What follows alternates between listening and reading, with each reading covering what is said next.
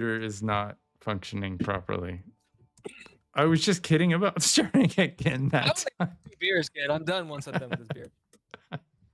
That's it. That's it. That's all it's gonna be.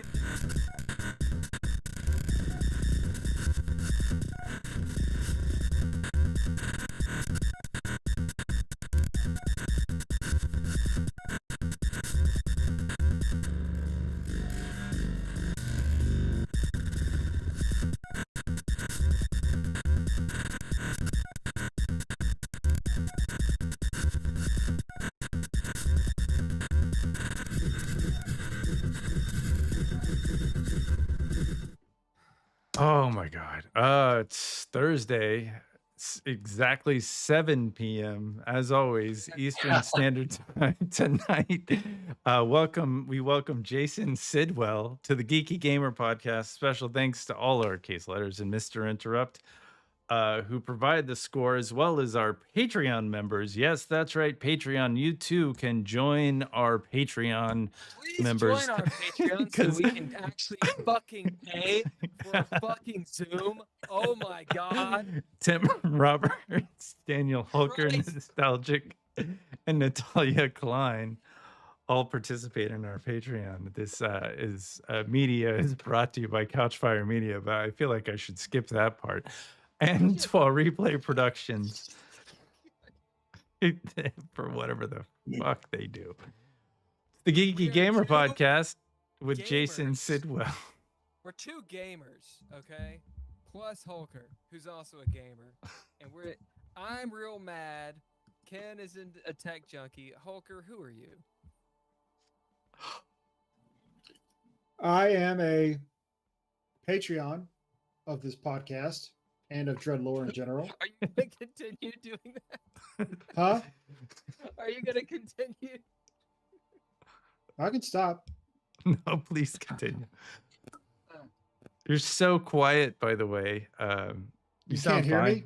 No, you sound great, but throw a chair through this window. Then do it. Do you want me to turn up? No, you're perfect, Daniel. You sound great. Okay. I just can't hear anybody. I think it's me. I think I can't hear. I must be going deaf. All right. Jason Sidwell, artist, musician, creative, mighty creative, and very patient person. Yes. Who are you, Jason? As you age, it's inevitable. Your patience with us and our clearly ragtag group of technology junkies or whatever we are. So you're all in like different cities, or are you in like the same kind of area? Yeah, we're all over the place. Okay, I thought, yeah.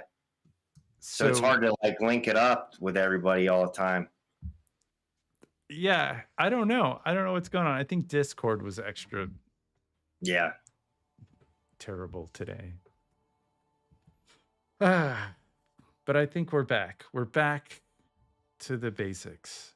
You go to cons, you show your artwork lots of places. You got Instagrams, Twitters. Yeah. You've been doing this for a long time. I know at least 20 years or something. I've been drawing since I was born, but basically when I got out of college, I started hitting like the comic book scene and doing shows. And, then I kind of, I played music for like 12 years and kind of turned into band flyers. And then I went back to the comics, and I'm hitting the real groove like right now. So I think like I got something pretty good. And I saw, a lot of just originals mainly. And then, I got a comic called Sun God Savage Action, which I just put out like last couple years, first issue. And it's kind of like a Lion King meets Walking Dead. So when I go to the shows, it's cooler to sell that in person, because people come up to the table and they, you kind of give them a spiel, and usually they'll bite and like buy a copy. You know what I mean? It's online nobody cares, but like in person it's a little more personable, and people want to meet you and see your art. And it's been pretty good selling that show so far. So I got kind of like an animated style, and I'm digging it, man. I'm knee deep in the second issue right now, and it's going pretty good, man. I just wish I had more time to get it done.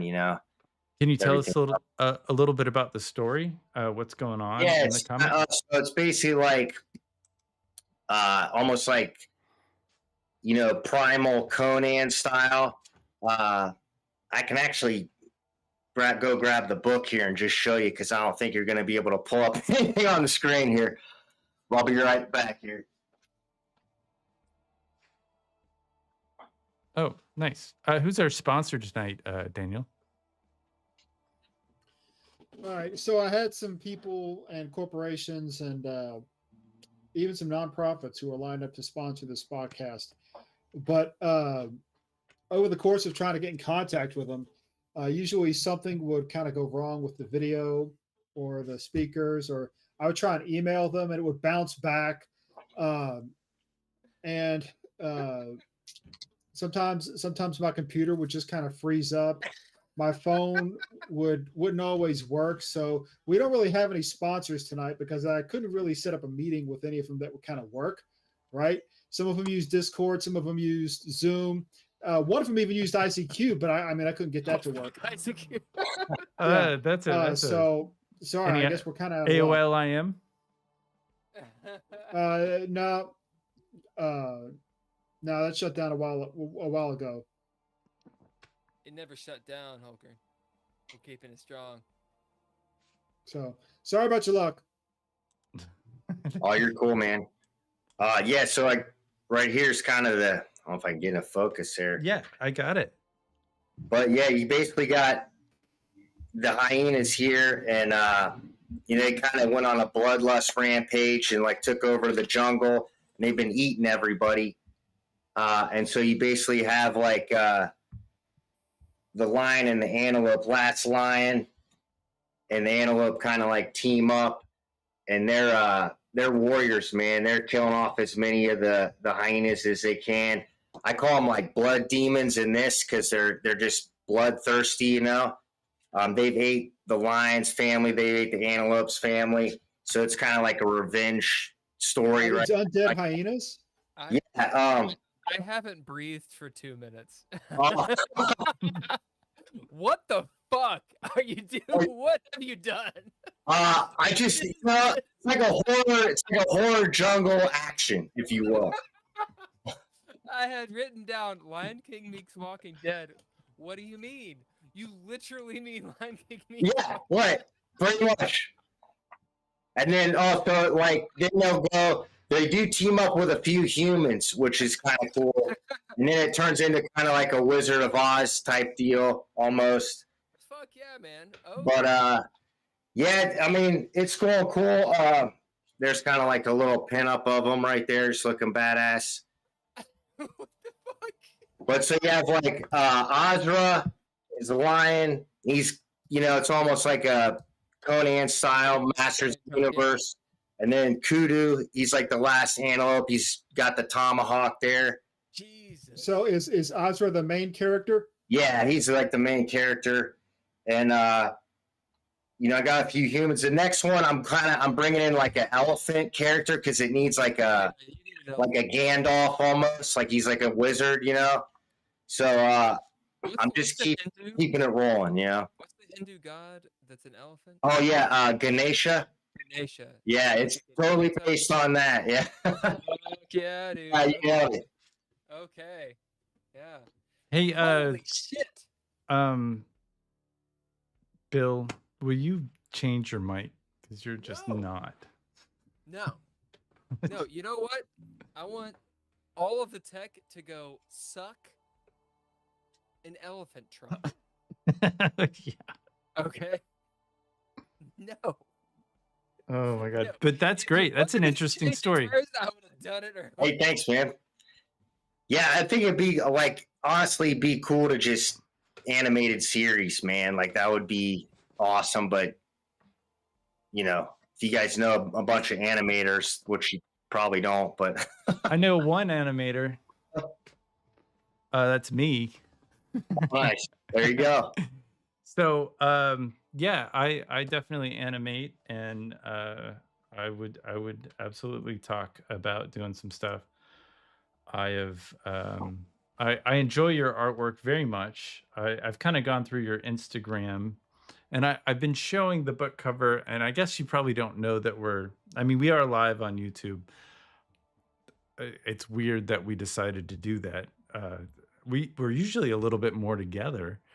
That's all Um, right. but I do have and I guess one of us should send you a link to the live stream.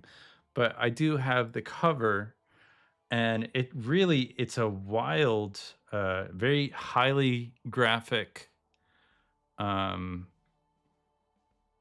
very very stylized piece of work, and the characters are just unique, and Yeah, thank you. everybody looks very angry.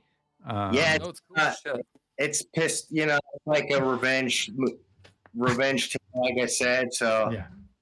but it's animated and it's gory at the same time. So it's kind of like you get the appeal. Like little kids will come up to the booth, and you can see they want one, but they don't have any money. So a lot of times I'll just be like, hey, if they look like they want a copy, I hand them to the kids, and they walk out there happy, because it's like, I feel like kids today, they don't have anything really original like we did when growing up in the 80s, where everything was original, but it's like they just get like reboots, for the most part. Yeah. And I think it's important to just try to give them something original. Sure. All artists should be trying to do that, really. What's the main character's name, or is there a main character that you follow? The main character is the Lion. His name's Ozra. So I was taking like Sun Gods, like the old tale, you know what I mean, where it's like Ra, and then his brother Set, Yeah. And so it's almost like the bad guy hyena is like almost based off like Dracula, and so his name's like Rafangava. It's almost like an African ominous, almost like a Sepultura kind of vibe. But and so you could almost say like they're long lost brothers or something, like Sure. good, evil. Yeah, well, the lion doesn't have red eyes, but everybody else does. Right. Well, except for right. the guy on the very bottom, he's got his back turned, so I presume his eyes are also red. Yeah, it's all red. And the deer, is that a deer? What kind of animal is that again? His name's Kudu. He's like there's a style of antelope called the great antelope kudu. Yeah.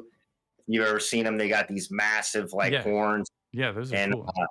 I thought that was like a really cool character. Why didn't the lion eat the antelope? Well, I'm kind of developing this thing where, they were back in the day. It's like almost like the tribes weren't, going head to head. They were more working with each other, Okay. And the main bad guy kills Ozra, the lion's family, and kind of like they get into it. This is like a backstory thing I still got to flesh out, but he kind of leaves him for dead. And then Kudu comes and like nurses him back to health, basically, is kind of what I want to show there, and saves his life, like brings the last lion back, you know what I mean? And so he kind of like owes him his life, even though in regular setting he'd be prey, but they just kind of team up. It's almost like the hyenas are so evil that everybody that's left in the jungle has to team up to fight against them in some way. So, well, they travel in packs, don't they? They're pack animals, hyenas. Yeah. They gang up. They mob you down. Tear your bones. Sure. So this is kind of, and this, you said this. I'm stealing your comment. So it's fans of Conan the Barbarian, I'm guessing, Master of the Universe, Apocalypto, Thundercats, Black Panther, Planet of the Apes, Lion King. This kind of adventure, animals, gore, violence. Right. Yeah. And then what do you have, like a theme that you're going for? Do you have like a one-liner? Well, there's kind of like a prophecy in there that's Okay. it's kind of like a rhyme. It's when the last of the tribes unite into one, all darkness will fade under the light of the sun. So that's kind of almost like the prophecy of the good guys coming together and then fighting the evil, and it's kind of going to evolve a little bit in the next issue. But yeah, Now, man. did you get that kind of poetry from your music, or it? Because I presume you wrote the Yeah. story and drew the comic. Yeah, I don't know. It just kind of came together. It's weird, like when you're on something good, it just flows. You don't really. It's like it creates itself. Honestly, it's like with a good piece of music or art. There's really no resistance. You're just kind of like in the zone. But when I was like developing it, or a lot of times you're just taking a shower and you get a good idea. You know what I mean? So, it just, if you're always kind of working stuff, it'll come out. But that was just I don't know if you remember like the old Watership Down cartoon that came out in like the 70s. Really cool. I remember being a kid and watching that, where it's like they had that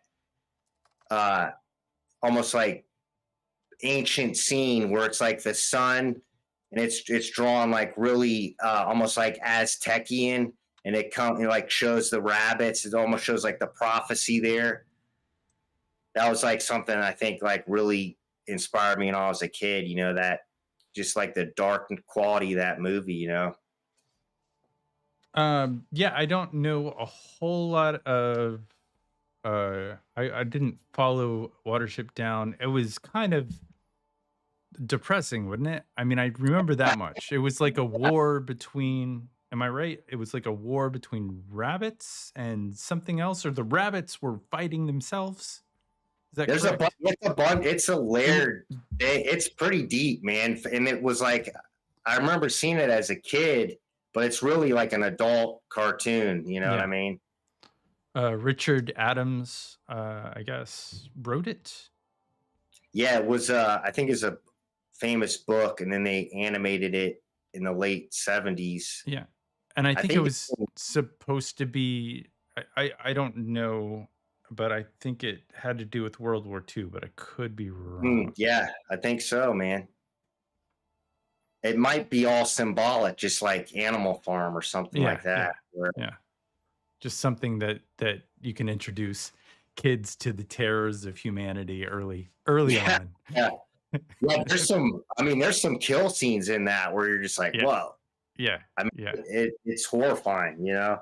Yeah, I definitely, I'll have to check it out. I've never seen it. Oh, check it out. Yeah, it's I think like John Hurt does a voice. It's got like an all-star cast at the time, but you'll dig it, man. I mean, if you're into like, dark adult animation, because it's really well done, but and the story's cool. I mean, it's like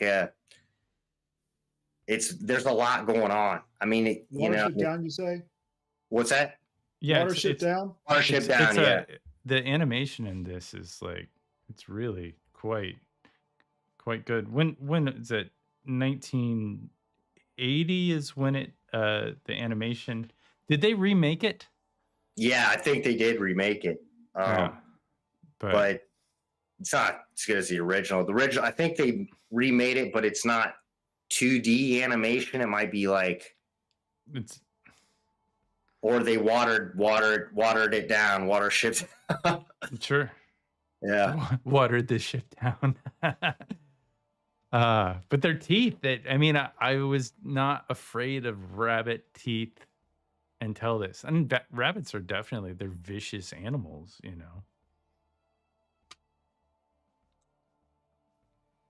And they eat shit. Do they? Do they? What? Yeah, they have something called a cecum.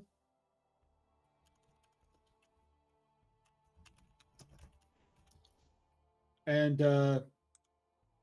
they're hind gut fermenters. Oh wow, that's wild. Yeah, Yeah, it's if you want something gross, look up how rabbits digest their food. It's Oh, I'll bet. I'll check that out, man. That's the it's like the a anim special breed of rodent. the animation actually is. rabbits are not rodents. They are lagomorphs. Oh, I thought Ah, they Very were. closely related to rodents, but they're not. And you I can thought they actually were. tell because they have 4 incisors, I believe, in their upper and lower jaw. And whereas rodents have 2. Oh. Ah, wow. Is that what else is in that classification other than rabbits? There's not much. I have to. It's mostly rabbits. Well, rabbits are they're by far the most prominent animal. But there's something called a pika. I'm looking them up Oh right yeah, now. yeah. I know what that is. Yeah, I mean, all I know is that rabbits are not they're not actually rodents. They're closely related to rodents, but they're not. I Learn thought they were something every day. marsupials. They're not marsupials at all. Don't they? No, rabbits are eutherian mammals, i.e., mammals with a placenta. Oh, well, they're soft when you pet them. Do you know Yeah. why having a rabbit's foot is lucky? I have no idea. I mean, my guess is that you caught a rabbit and got dinner because they're hard to catch. But I don't know. There are a lot of rabbits around here. I've seen a dozen rabbits in the last couple days. Nice. Well, it's like spring or late Yeah, spring, I guess. spring. So Yeah, it feels like summer, really. yeah. So you were in Columbus, Ohio? Yep. I have never been to Columbus, Ohio. I should go. I've said that I should go many times, but have not. Let's talk about some of your art. It looks like I'm looking at your Instagram right now. And for those who are listening in, it is, and I think across all of your social media platforms, it's JS or J Sidwell 0 Yep. at J Sidwell 0, SIDWELL 0. It looks like you have Jen. Is that correct? Am I making that up? Jim. Oh Jim, yeah, I just yeah. did that one for somebody. That was a fun. I mean, I surprisingly loved that commission. I like. I kind of missed the boat on Jim when I was a kid, but it was fun. Like kind of reliving it there. Sure. You've got Thor and the Incredible Hulk. I think it's wild. Why did you decide to do the Mad Max Fury Road? Where did that come from? I had that sketch cover for a long time, and I'm a huge like Mel Gibson fan. Huh. And like the Road Warrior, I think is almost the best one. It's hard. It's kind of a toss up. Like Thunderdome's awesome, but I think like Road Warrior is quite an original film. You know what I mean? And now, is this a comic? Or well, yeah, this... so that's the Fury Road. Like they put out, it might have just been a couple, 2-3 issues when the movie came out, the Tom Hardy one. Mm-hmm. And I always wanted to do that Mel Gibson one with the dog, in the car, the original. I mean, it looks like a really wonderful. Like I wanna read the comic book. Oh yeah, the art's sweet in there. It's really good. I looked in it there. Uh-huh. Yeah, it's kind of hit or miss on like modern comics. Like either it looks awesome inside, or you can tell they just whizzed right through it. Like, phoned in the rest of it. I used to work for Mel Gibson at Icon. No way. Yeah, that was a wild experience.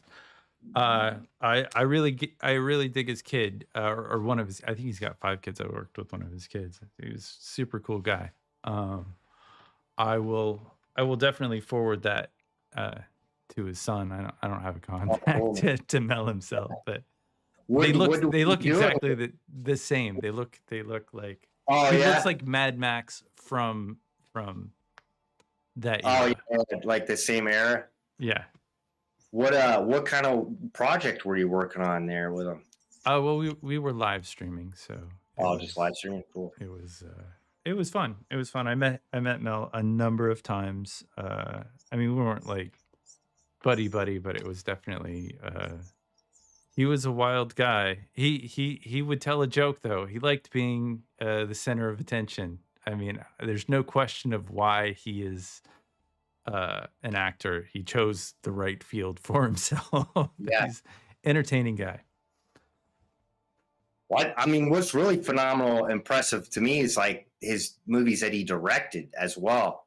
Like those are just masterpieces, man. I mean, he like did Braveheart, Passion of the Christ, Apocalypto, which is I mean, that's incredible. You know, that's one of the most. I don't know if it's underrated, but it's really well done. And then that last one he put out, he might have something else after that, but the what's the name of that? Hacksaw Ridge. Oh yeah. Did you see that one? That was a good one. I saw that one. I liked it. Know if I saw that one. It's probably been out 10 years or something by now, but it's a good one, man. He has like he's real good at like suspense and like emotion, you know?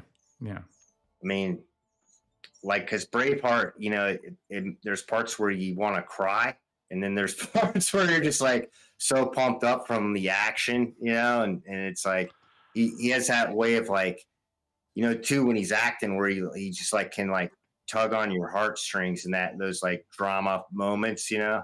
Braveheart was a long movie. Oh man, but yeah, is it good, dude? It was definitely immersive. Like they went, and I have to say that about his films. Like he gets immersive, and like the costume design, the set design, it really is. It's powerful. But I remember renting that movie when it came out on VHS, and it was 2D.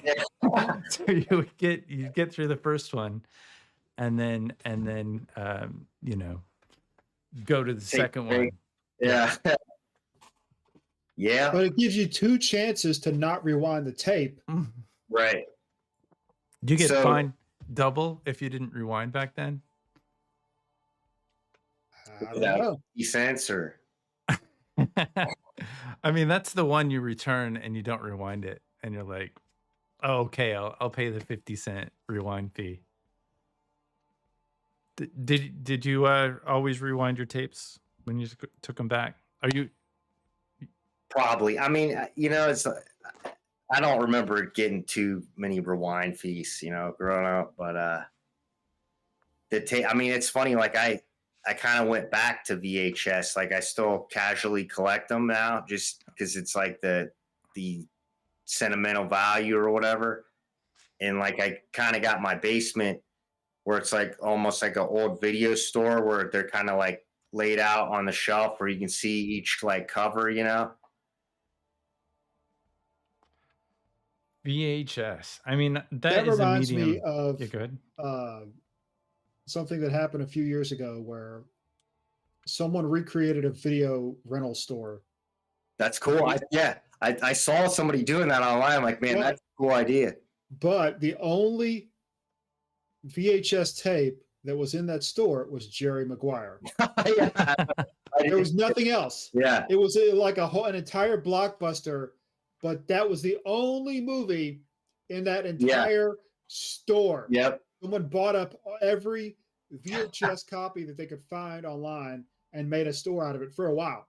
I don't know. I don't think it's still there, but as kind of like a joke or a way to promote something else, that's what they did. Yeah. Or a LA. tribute to Jerry Maguire. Yeah. Was that the one where he's like, show me the money, or is that's something else? Yeah, show me the money. All right. I don't think I've actually seen Jerry Maguire. You might enjoy it. I mean, it's, you know, it's like, it's a feel good movie, you know? Yeah. Is it feel good? It's like a rom-com, feel good. It's like a positive movie. It's really just about Tom Cruise falling in love with what's her face. Yeah, And Tom then Cruise. That's why. That's why. I'm not. I just. I that's what it don't. is. I don't. I mean, I don't really. I'm not a non. I don't dislike him necessarily. I just doesn't. He doesn't. Um, Doesn't appeal check to. the boxes. Doesn't check the boxes. Like I just. I don't. I'm not gravitated towards it. So let's go into some more of this art. You got an X. What is that? An X23? Oh yeah. Funny thing, I self brag. I worked on I think the first animated animation with Wolverine and the X-Men where they were introduced in animation form. I saw that on your IMDb. It says we end in 15 minutes. I know we're we're really short on this one. We can switch it up to a different one somehow. I think we can just leave, take a break, and come back. Yeah. Was like Bill going? Is he strangling that dog, or what's going on? I think he's got some stuff going on there at his house that he's right on. working into. But yeah, the X23. So this is a commission that. How do you get these commissions? I got an eBay store, and people it's kind of cool. Unfortunately, I never really get to meet them in person. I mean, it goes all over the earth, but it's all just an online sales. They'll tell me what they want to see, and I'll throw them a sketch, and then they make changes or not, and then I just kind of finish the piece and mail it out. That guy actually lives in town, though. I met him at I think he was at the Columbus Toy Show I was at, and he just took my card or something and hit me up on eBay. But yeah, it's pretty cool. I mean, sometimes like I've got stuff that I've sent to like Australia or like Sweden. You just get like random sales. It's pretty cool, man. Are you J Sidwell 0 on your eBay store? Yeah, that's my eBay too. You can find me on there. You got the flying line, just the line with the wings. And what is the medium? What are you drawing with? I usually do like Bristol board, just inks, and then I use like Copic markers to color everything.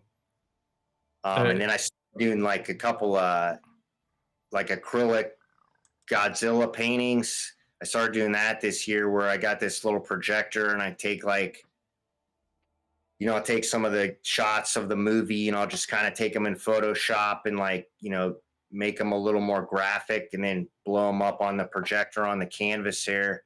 And those were a pretty big hit, so I'm going to keep doing those. You can kind of get some real nice blacks for the shadow and then, some real kind of like expressive kind of backgrounds to them. And they're a lot bigger, so I mean it's fun. But yeah, what's the size of those are like 16 by 20 on there, so they're like probably about almost like 2 feet tall.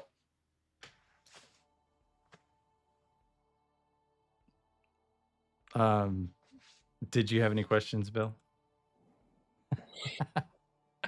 Are you there? Are you okay? He's like paused like this. Yeah, I think he's frozen. I think we lost him. Oh, he got his other beer. He deserves that beer. You deserve it. Yeah, Ken, this is not good for live content. I don't need to talk about what's happening over here. Transformers looks really cool. Buck Mudd says, I had an ex that was basically like that. I'm assuming. I don't know what that's in reference to, but it sounds funny. He says he just got back and asks, are rabbits coming at us? We talked about Watership Down for a little while. Oh, what is Watership Down? It's like a 70s animated adult movie about like rabbits and it's pretty cool, man. I mean, none of you guys. I think Ken saw it. You've seen it, right? Or yeah, I've seen it. Yeah, I have not seen it. Daniel didn't see it either. So, man, check it out. It's pretty good. It's got some dark stuff. Yeah, it's brutal. Is Yeah, what I would say, brutal. Let's do a little segue into music. I do we need to take a break? Do we have to log in and log out? How does that work? So have you gotten a notification? Yeah, we're probably about hit 5 minutes hit extend call. Is that and that's why it disconnected me for a second. I don't know how long it'll last, but it says 11 minutes. Did you hit extend free group call? calls have a limit of 1 hour. So we've been on here for an hour. Yeah. Right. So we'll have to like take a break and come back. I wanted to segue into some of your music.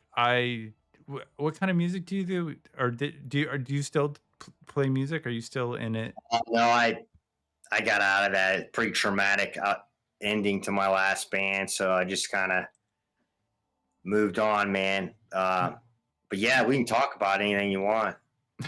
Yeah, is there, like, we usually, if we don't have any technical difficulties, kind of vet the people beforehand and talk about and ask them like what we can't talk about. So if you want to tell us what we can't talk about on the anything, man, I'm open. Tell us. So you don't do the music anymore. That's fine. Tell us about cons. Going to cons. Like, what kind of cons are you going to? How do you pick a con? Well, right now it's just where I can get to, without buying a hotel or something like that. Because I'm the overhead. Sometimes the table's like $400. So if you're not, you gotta try to make your money back. Breaking even's cool, but I'd rather walk out of there with some profit as much as possible. So like there's one in town I'm kind of up in the air because it's called Galaxy Con, and they have all these celebrities. Galaxy Con's awesome. So I'm gonna actually just go there and check it out this year. I've been trying to get on that one. I do Power Con, which is in town. It's a really good one. That's like a 3-day con, and then there's just some one-offs where it's just like 1 day here. And then I want to do the Dayton one, which is like Gem City Comic Con. It's coming in July. That's a real, like, the table's cheap for that. So that's like a real good one. And then I just got a new used car so I can start going out farther. Like I want to do the Lexington Comic Con, which is well, let me know if you do that. And you can, if you do the Lexington Comic Con, you can crash on my. Oh, cool, man! I appreciate it. But that one looks pretty good. I mean, there's so many. You just always hear about more. There's always more. But basically, you just go to a show, talk to other artists, and they'll tell you, what's a good one, what's not. But yeah, you kind of got to watch your overhead because, like I said, it's this one. It's like you're competing with everything there too. Like if it's toys or like celebrities or whatever, because nowadays people only got so much of a budget they're bringing in there, so it's like you gotta make sure you're kind of selling there. Can you draw? Can you do stuff like on the spot in terms of drawing? So like maybe if people come up to your booth and it could be a way to like entice them. I don't know. Well, I got some offers at the last one because it was like 3 days, but I prefer doing that at my house because that's where my setup is. But if somebody just wants like a sketch, like a quick sketch, I'm down, but it won't be like a finished nice piece. You know what I mean? Because it's like too on the spot. I like to really because what I do is I'll like start at 25% and then I'll blow it up 50. And then put more detail, 75, 100, till all the details on there. And you really don't like miss a beat if you do it like that. But if you're kind of like, some guys are really good and they got the whole piece full scale and they can just go right into it. And do a really nice piece, but I prefer to like blow it up as I go, you know? Ken, I posted a new meeting in the chat, which Okay, I think we can slide over to if you Just- guys want to. Should we go ahead and do that? And I'll just throw us into a break. Yeah. All right. Yeah, let's do We'll that. be back in a minute. Yeah. Or however We'll see. long it takes us to figure it out.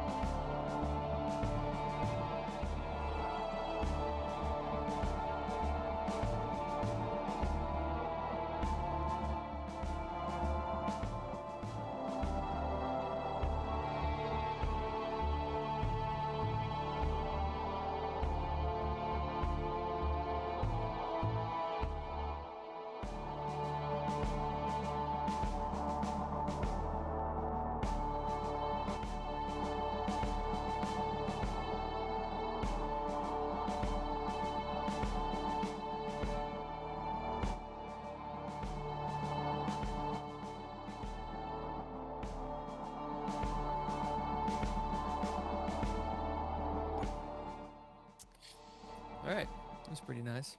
We'll see if my little subterfuge with Google worked, or if they're like, we know you're the same guy. No, it. Gotta know. Watership down. Okay. Yeah. Well, I need to see it. I did a tabletop role-playing game called DreadLore, which the shirt actually Holker is wearing. And my buddy who wrote the prologue for it, a guy named Logan Nance, he was promoting his book over at Lexington Comic and Toy Convention. Actually, he was there this year, and he did last year as well. Last year, getting a booth was like $600, and so we split it. Actually, I think Logan just paid for it, but the original idea was to split it. And we went in together, had a pretty good time. I think the Artist Alley would have been a better choice. Yeah. Is it cheaper to do that? It's like It's cheaper. a couple hundred or something like that. Thing is, man, you have like about a week on those conventions. I mean, I'm sure you know all about this, but from what I want to take DreadLore to cons this year as well. And I've been looking around, making the list, checking it twice. And what I've found is after a con ends, you got about a week or two. And people, they jump on those Artist Alley tables Okay. really fast, and you pay for it up front. So there's this idea of, like you said, you got to budget that overhead. Mm. You're dropping maybe $300, $500, $800, whatever. Boom, boom, boom, boom, boom, boom. Pretty quick, $2,000 is gone in booth tables, and these are the cheap ones. Yeah. Well, so yeah, go on. A lot of times, like if you do the show, you can just sign up for the next one at it. Like they'll give you like a little bit of a discount. Oh, that's but good. you just get right on the list for the next one. But that means they're all gone too, right?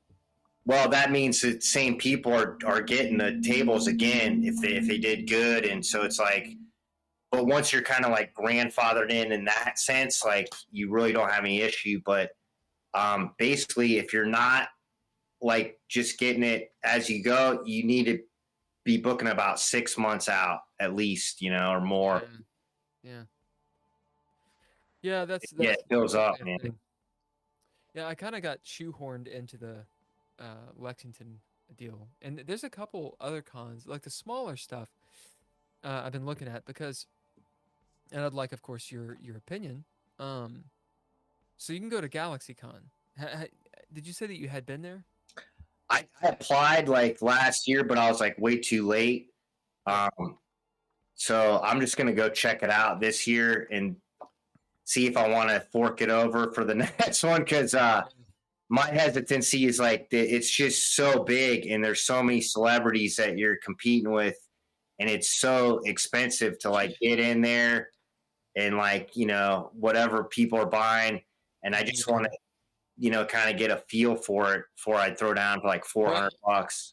I think like, so we had one of our previous guests, a guy named JV Hilliard, as an author, and he's going to be at GalaxyCon. Is it Atlanta? Is that where it is? There's like all different. It's all different. It's like San Jose and stuff, all kinds of stuff. But I think there's one in the South. Yeah, Fort Lauderdale, Florida. Is it? Oh Florida? no, the company is based in Fort Lauderdale. I was going to say I didn't think it was in Florida. I think it's in Atlanta, but I'm not 100% sure. Anyway, so my con stuff would be Gen Con, Dragon Con, and then some smallers. I don't think you're going to have any problem with people coming by, because when people go to these things, they're dropping $1,000 on $1,500 on a hotel that they've grouped together. Yeah, they planned a year ahead. This is something they do. They know they're going to spend all the money in the food court in Dragon Con, which is awesome, the sushi place. They know that, like, they know the things they're going to do, yes, but they're going to drop cash. They're there to drop cash. And when you got 60,000 people droving by, like, good point. That's the thing. You're gonna get people coming by. They're not gonna ignore you. And that's the question that actually JV Hilliard, Joe, and Ken and I were talking about is, do you need to go for the big cons, or is it okay to go for the smaller cons? I think, man, you do both, because it's surprising, like the smaller ones, how good it can be, because especially if you're like, if I do like a couple of toy shows here in town, and I'm like one of the only art booths there. So it's like you stand out in that sense, because people are like, oh, wow, there's actually an art table here, where it's just complete, vintage toys or whatever they're looking for. I mean, most people are there just to collect toys, but there's still plenty of interest, so you get like runoff in that sense. But then the bigger ones, it's like, like you said, 3 days or something, guys get a hotel room there, the cash is like flowing. But it seems like if there are multiple days, like the Sunday is like a slow day, and then like the other 2 days really hit, Yeah. Sunday is really, it seems to be the day that everybody goes for discounts. But honestly, like the bigger ones, you're going to network with bigger people, and that's really what it's about, really, if you think about it in that sense, So, I mean, people are going to see your stuff, and that's always cool, Yeah, I mean, actually getting exposure. You'd mentioned something earlier about online, no one cares. Most of my stuff is online, and Ken and I have talked about, with GGP, for example, with the DreadLore podcast we do, all that stuff. How does one promote? So kind of, what's your opinion on that, and what's been your journey of doing that? Well, I think you want to promote stuff online, and you definitely want to have like a home base for your merch. I was just saying that about the comic book specifically, because there's so many people coming out with independent comics that, unless it's there like in your face and you can like flip through it, it's hard to get a response unless you already have like a built-in following, where it's like, or a Kickstarter or something like that, where they're like primed to get it.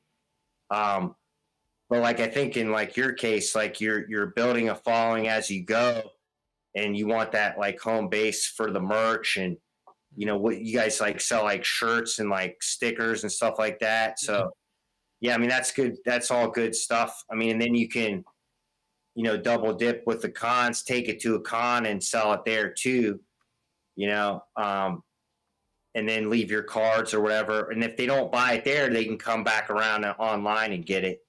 So you definitely want to have that going on.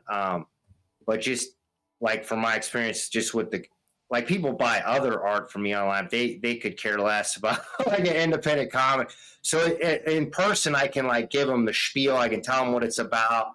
They can see like I'm passionate about it, and they're like, "Oh, this is cool," and they can look through it and then decide from there. And it's something to be said more in like the physical realm of having stuff, Yeah. Um, Because they come to your table yeah. to see And you and to hand, you hand them the whatever. yeah. Or like another piece catches their eye and it's like, and then, okay, now you can sell them a comic book on top of that or, whatever. But, You do yeah, it's comic books. the great stuff about that is I can reprint a million of them. It's not like Right. I'm like tied into like Marvel or DC or something where once it's printed for the month, that's all the copies that are out, I didn't know that. So like, then it's like a back issue after that. But I feel like if you're an independent artist or an author or whatever, you can reprint your book a million times. So think about like if you're making like $3 profit a book or $20 profit or however much you're making, how many of those books would you have to sell to make $1 million? And then you're a millionaire. So and you've already done the work. You've already wrote the book or, published the book. So, it's an endless cup from there. You can just keep promoting it. Yeah, you sound like an artist, which is good because it seems like you're a really good artist that actually has some business acumen to boot.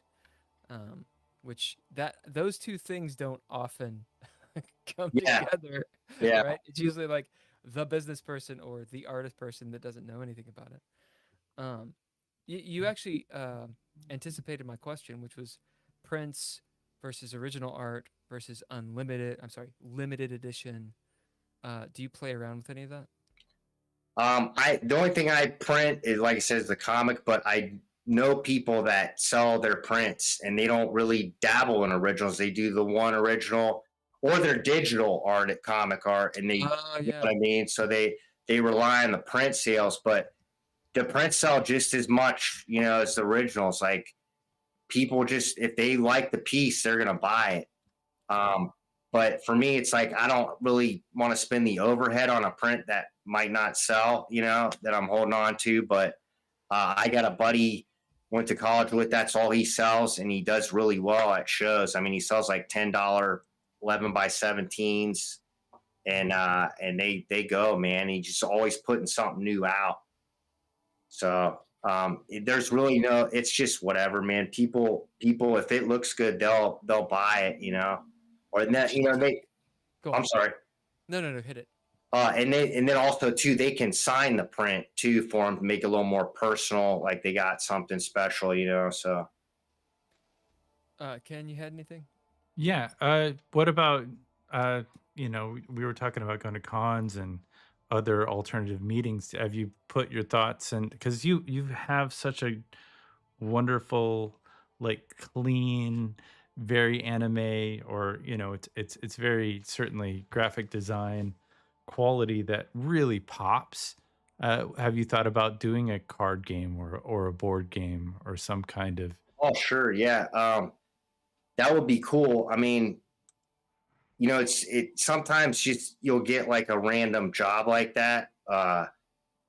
It's been a while. I mean, it's really kind of, I used to get like random stuff like that before the economy crashed, where somebody did you so you what card game, board game have you made? Well, not so much that, but like for example, like one guy in California, he saw my stuff. He's like, I'm a real big Quick Draw McGraw fan, and he's got like a muscle car, and he wanted me to design the wrap for it. Yeah. So I did that, and like I forget the little donkey guy's name, but he wanted that guy on there too. So we made a bunch of panels for that. And you'll just used to get like random stuff like that where it's like, or people want like their caricature drawn. This one guy had like a insurance business, and he wanted like himself as like a superhero that they could use for like an ad campaign. So I'm like totally open to do that stuff. I used to do a lot more in the past, but people aren't just, it's different times now, man. People aren't just throwing down expressive art ideas anymore like that, because they're pinching their pennies, And have you noticed a change in what people are looking for as well? I mean, it seems like everything nowadays is free on the internet, especially in our as artists or something like that. Do you think society has changed where like unique artwork now that AI is anybody can just generate something? Do you think that have you run into issues with that? I think it's a Pandora's box. Like it's out there whether you want it or not. So you're competing with that.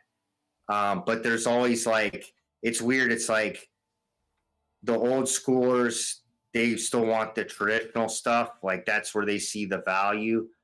And then, maybe like younger generations, they want more digital. I mean, it doesn't, but I think if you're good, even AI, it's like, I almost equate it like almost like photography where you still got to cherry pick and like pick your best ones out of the batch. Like if you do a batch of them, so you still have to have like a good eye to like sift through that and see what's good. But it doesn't, it's not like, because to do a comic art piece or a painting or something, it's going to take like hours upon hours, however many hours you want to spend, like you can put into that where it's like AI is just, Yeah. it's Well, here. it takes hours and hours and more. Is Right. basically what you're saying. Depending on how much dedication you want, or but that's the cool thing is it's like it becomes like human versus machine, almost like where, almost art is like human connection, in a way, because you're conveying whatever idea or concept or, beauty that you want to convey, and it has to make somebody feel something in a way, I'm not saying AI can't do that, but it's like it might take a little bit of a time for it to like transfer into that somehow, because a lot of people are real dismissive of it. Sure. And your work is so interesting. I mean, I wouldn't be surprised if AI is, they've grabbed all of the work that you've done, or a lot of the work that you've done, and put it in the system. If you're on like Instagram, AI to draw you some undead hyenas. Yeah, they took it already, man. It's gone. Yeah, I was just reading that where like the new metaverse on like Facebook and AI. I'm sure they've already siphoned everybody's art into their system.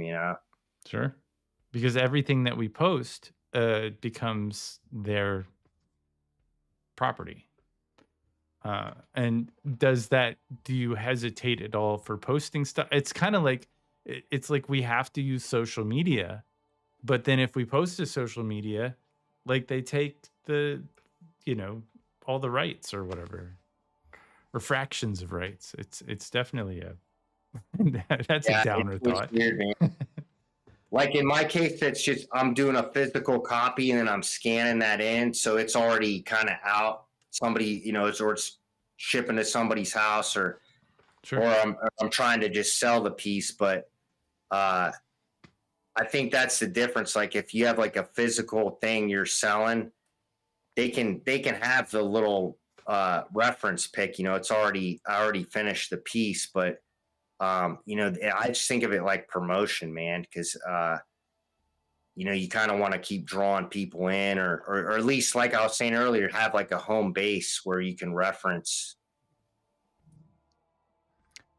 Do you have a favorite comic or series, like where you really connected with the? There's a lot, man. I'd say when I was a kid, probably the one that inspired me the most was the old the G.I. Joe comics, man, because that was like, if you grew up in the 80s, man, it was like a huge franchise. Sure. And I really like the comics because it had Snake Eyes, and it was like a much darker, awesome. violent version as opposed to the cartoon. So if you read the comics, it was like it was way cooler almost, and some of those, I mean, I got a lot of those covers like hanging on my wall because, it's just, that was like my guy, man. Back in back in the day, man. Like there's a classic like Mike Zett cover where it's like Snake Eyes holding his Uzi and it's got just a yellow background and it's like all the Marvel icons like around him. And I remember they're all draped over and dead. Yeah, and I remember getting that. We used to go to this used bookstore, and you could get used comics for like $0.25. And I remember getting that comic, and I still have it. You know, I remember getting like every comic I still have of those, like G.I. Joe. I remember like how I got it when I was a kid because, you know, I think I got like $1 a week allowance or something. So I remember like walking by this kid's garage like in the summertime and he's like, hey, you read comics? And he had this big stack of like G.I. Joe because he had a subscription and he let me just cherry pick through them all for like a couple bucks. I got like every like Snake Eyes cover there was. I mean, it's unforgettable like looking back. And now just go home and like try to draw them, you know what I mean? Like just copy it off of the so Snake Eyes is definitely a fun character to pick. What draws you to a character that doesn't speak? Like why is this character impactful? I think that's the beauty is because it's like he's all action. Like he doesn't and how he can't speak, he was like I think he was in like Nam or something and I'm pretty sure. Yeah, and so he went through some trauma there and he's totally like disfigured in his face, so he wears the mask. But he has to just rely on his skills, his like ninja skills. He can't even speak. I think like in the Renegades cartoon, they like show how he lost his voice though. It's like a different thing where he's like saving his master and like Storm Shadow throws like a Chinese star at him. Yeah. You know, like cuts his throat.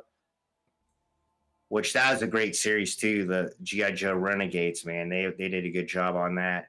And then, you know, also like Sergeant Slaughter, when you're like in the 80s, like old Slaughter cartoon, it was like, I mean, that guy's awesome, dude. That's one guy. I didn't even realize, I thought Snake Eyes just had his swords. I didn't even know that he had a gun. Yeah, he has like a Uzi and sword and a pet wolf, you know, which that was another cool thing. He's kind of like, his animal spirit's like a wolf, you know. So, did you have thoughts on the movie? I think like live action G.I. Joe's blasphemy, so I just do the cartoon, the animated stuff. Did they make a cartoon movie? No. No. You're talking about the Snake Eyes, Codename Snake Eyes, the live action one. Yeah, there were a couple of live action films. Yeah. I mean, I wasn't drawn to them. It's definitely it was kind of like Transformers. There was a G.I. Joe movie. They made a couple. Yeah. No, like not a live action, a cartoon. Not non-live. Was it in the 80s or? Yeah, it was the 80s. It's G.I. Joe the movie. Oh yeah, G.I. Joe the movie. Yeah, 1987. Yeah. Yeah. I know that I'd seen it, and I want to say, I may be conflating shit. Does Duke die? Yeah. Well, he goes into a coma, like but I'm pretty sure he comes out of it. Yeah, that was a good one, man. I remember seeing that in theater. That's almost when like G.I. Joe peaked, and then like they came back with this series, but it was a different animation studio, and it was like but they just kept doing it to sell toys. You know what I mean? So yeah, of course. So according to Wikipedia, it says the original script Duke dies. However, it was I think changed, and then this was written into the script. It inspired the death of Optimus Prime. Oh, really? So it was connected. Yeah. Wow. Huh. That's wild. Wild. So yeah, I guess in the actual release, he did not die, but pretty cool, man. Super cool. I like G.I. Joe because of all the reasons, but I remember as a kid even being like, why are they shooting lasers? Yeah. That's sort of like the censorship, you know? Right. Or they're killing like robots instead of actual. Right. Now my brother, I think he got me. Maybe my brother didn't buy this for me, but in my mind he bought it for me. A Serpentor dude, and he was like, like all gold and shit and green and was badass, and he was, he was like, yeah, this is awesome, and I went down, to the basement where we had our like art supplies and shit, and I thought he would look better red, so I painted like with acrylic paint. Yeah. Oh wow. My red, and he got all like stuck, because it's acrylic paint. My brother came down. He was like, "What'd you do?" Man. Of course, that character is, worth something, but whatever. Oh, It was like 8. All our 80s toys are worth something. Yeah. And our 90s toys. I mean, Yeah, I mean it's that's I could have bought a better house than I have with my magic cards. Yeah, you and those magic cards, man. I know. Oh, you went in on a magic. Did they not resell for you? No, I was hungry in college, and I sold hundreds of thousands of dollars of magic cards. Oh wow! For like hundreds of dollars.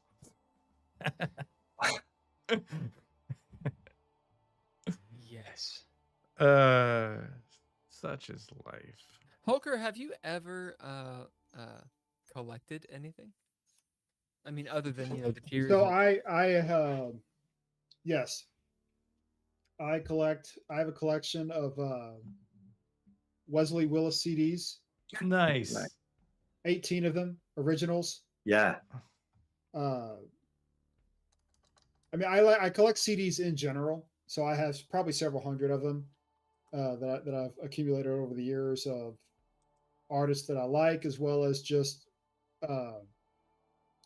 CDs that I find on clearance at a used bookstore, and I just figure, all right, well, $1, I'll give it a shot. The cover looks nice. We'll see. That tells you a lot about marketing. Yeah, I would also collect. Nice. I mean, I've also collected maps. I've got a huge collection of old maps, old city maps. It's really interesting because at the time I thought no one would value these maps at all, but it looks like they're not really making them much anymore. So we'll see. I'm holding on to them. And are you I've talking also about got a fair? Huh? Are you talking about the travel guides that you pick up when you go to the visitor center? And they have stuff like that. Yeah. And actual city maps that they used to publish back in the day. I actually have. I have some old Thomas guides. Well, I have some old city maps of Louisville back from the 70s, where they have the East End Bridge penciled in as if like the bridge is going to be built soon, even though it wasn't built for another 45 years after that. Yeah, and let's see. I've got pictures of Lexington's proposed city map before they ever built the New Circle Road. This is from like I think the 30s or 40s or whatever. It looks very different than what actually happened. Very different. Yeah, I got a lot of that stuff. Best laid plans, man.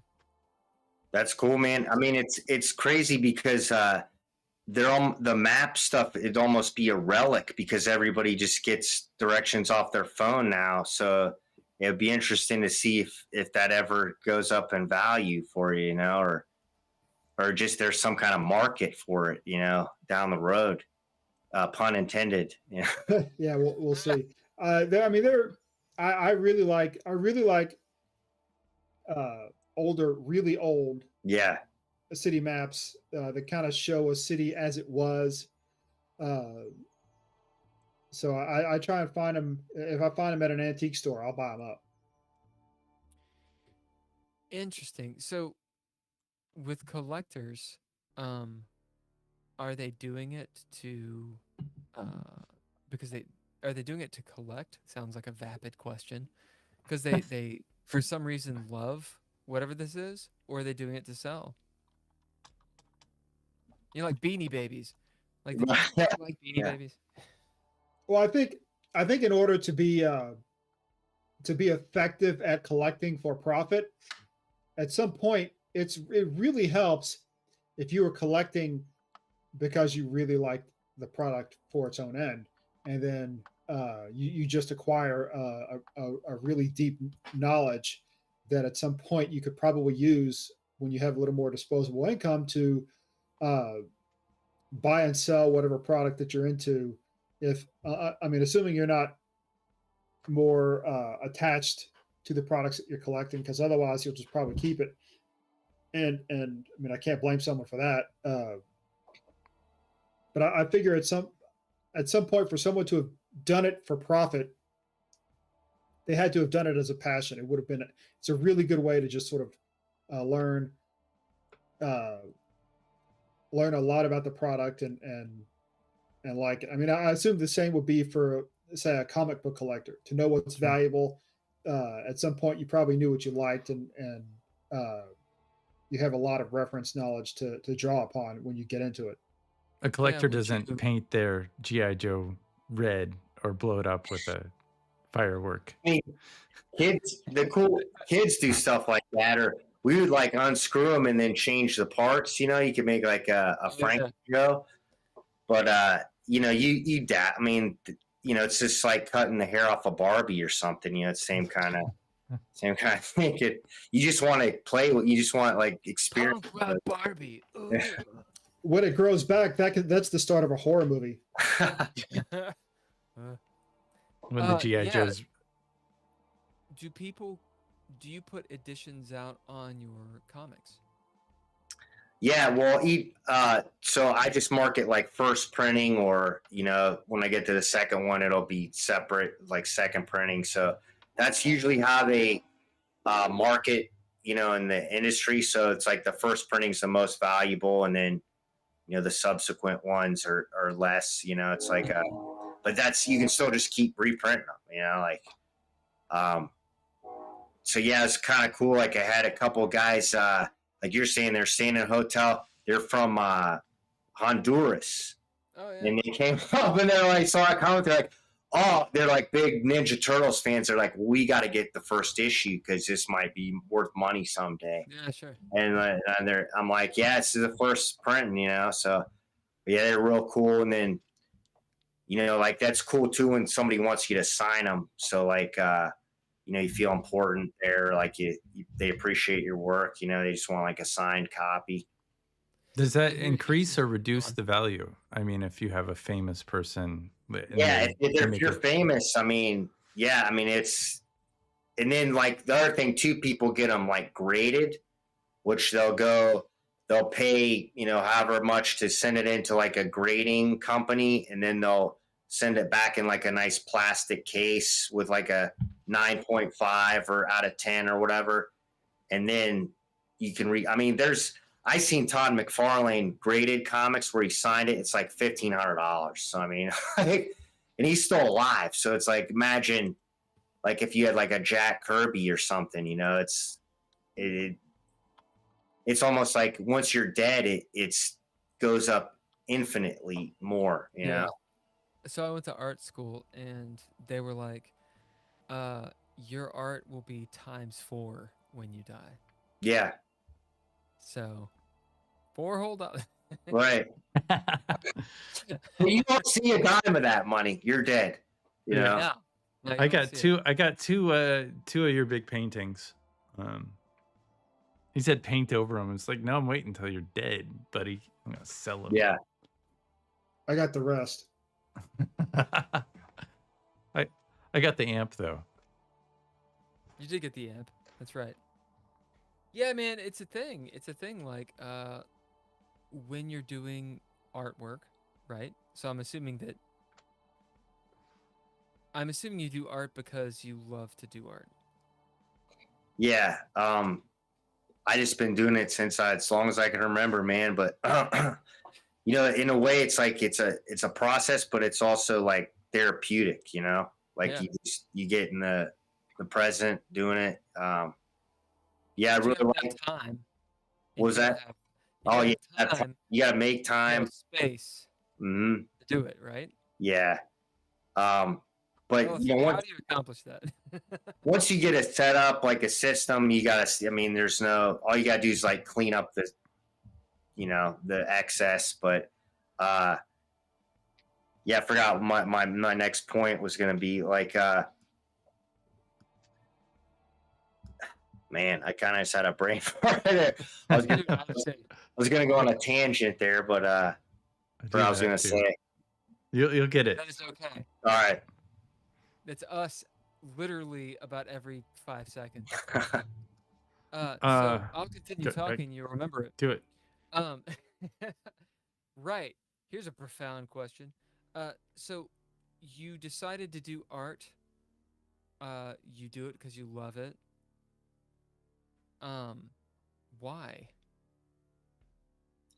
I think it's just like what else would you do? You know what I mean? It's like you find something that you really like doing. It's like you love it so much. Like what else would you do? You know?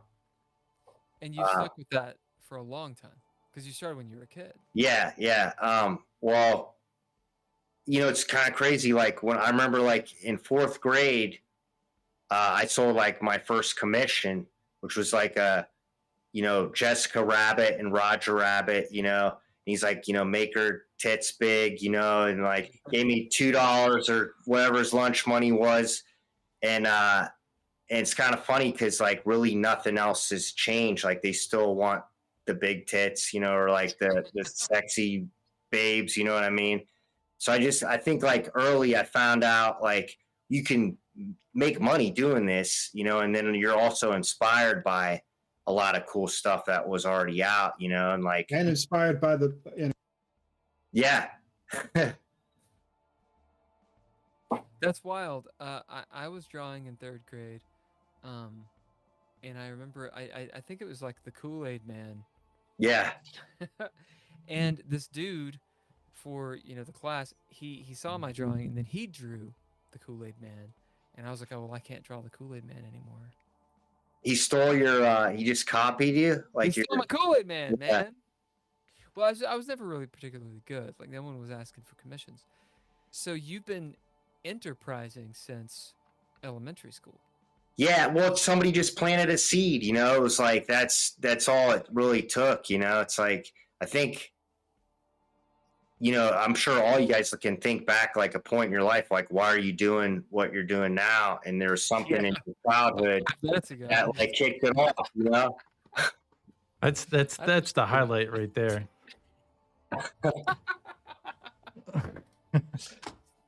Yeah, but it is a little bit strange. Maybe it's not strange. It seems strange for someone, in my experience, to get an itch for something when they're very young, and then into their adulthood, they're still doing the same. Like it's the same idea. Yeah, like really grinding it out. Like Yeah. I'm rather jealous of people like that. I think that is that not like a role playing game? If you play 2 different characters in 2 different role playing games, that there's a reflection there.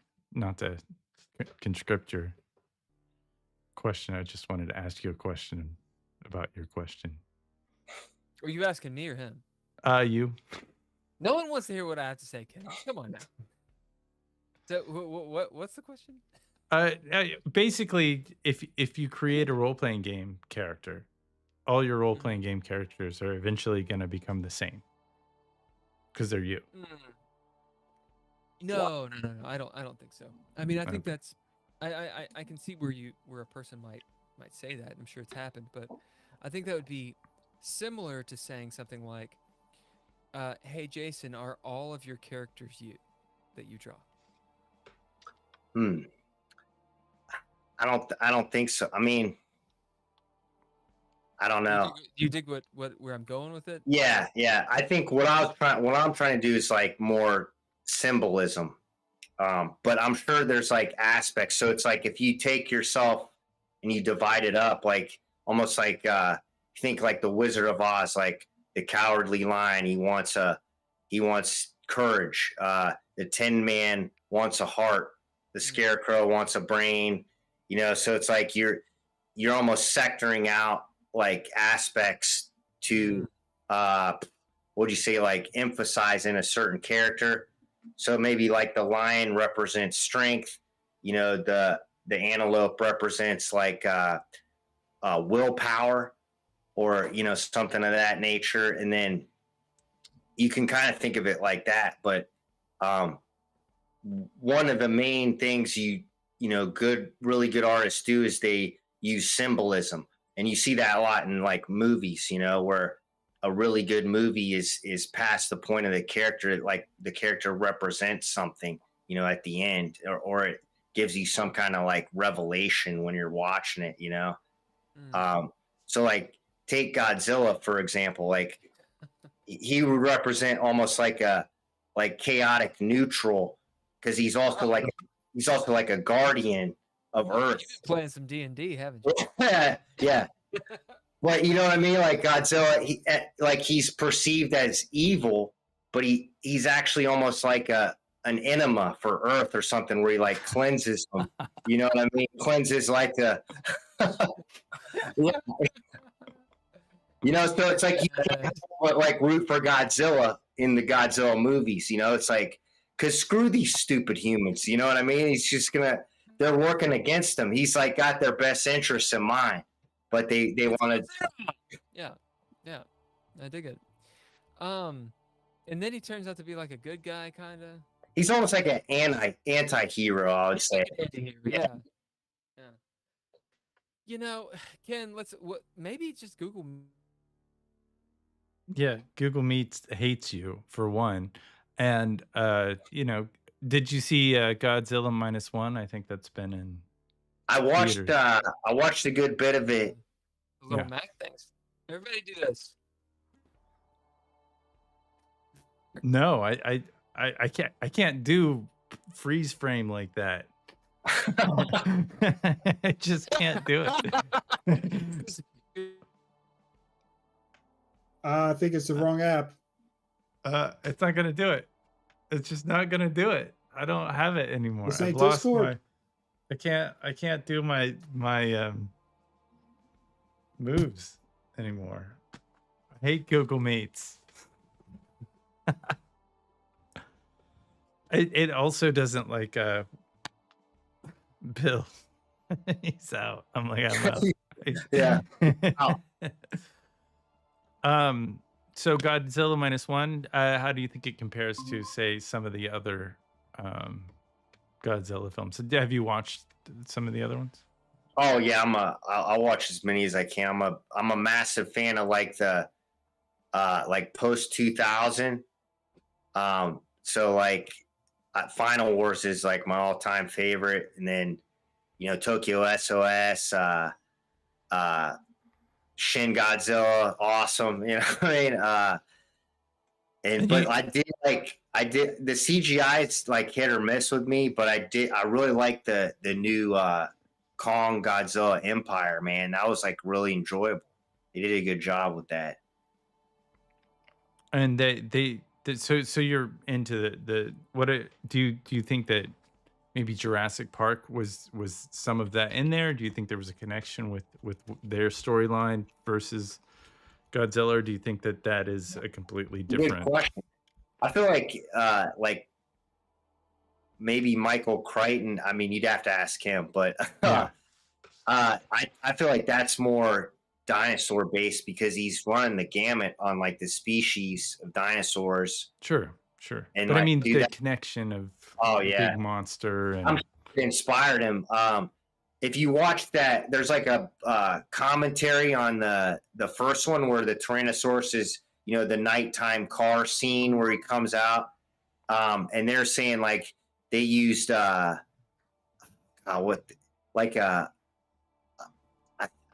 don't think it was a line. It's like some weird sound for his voice.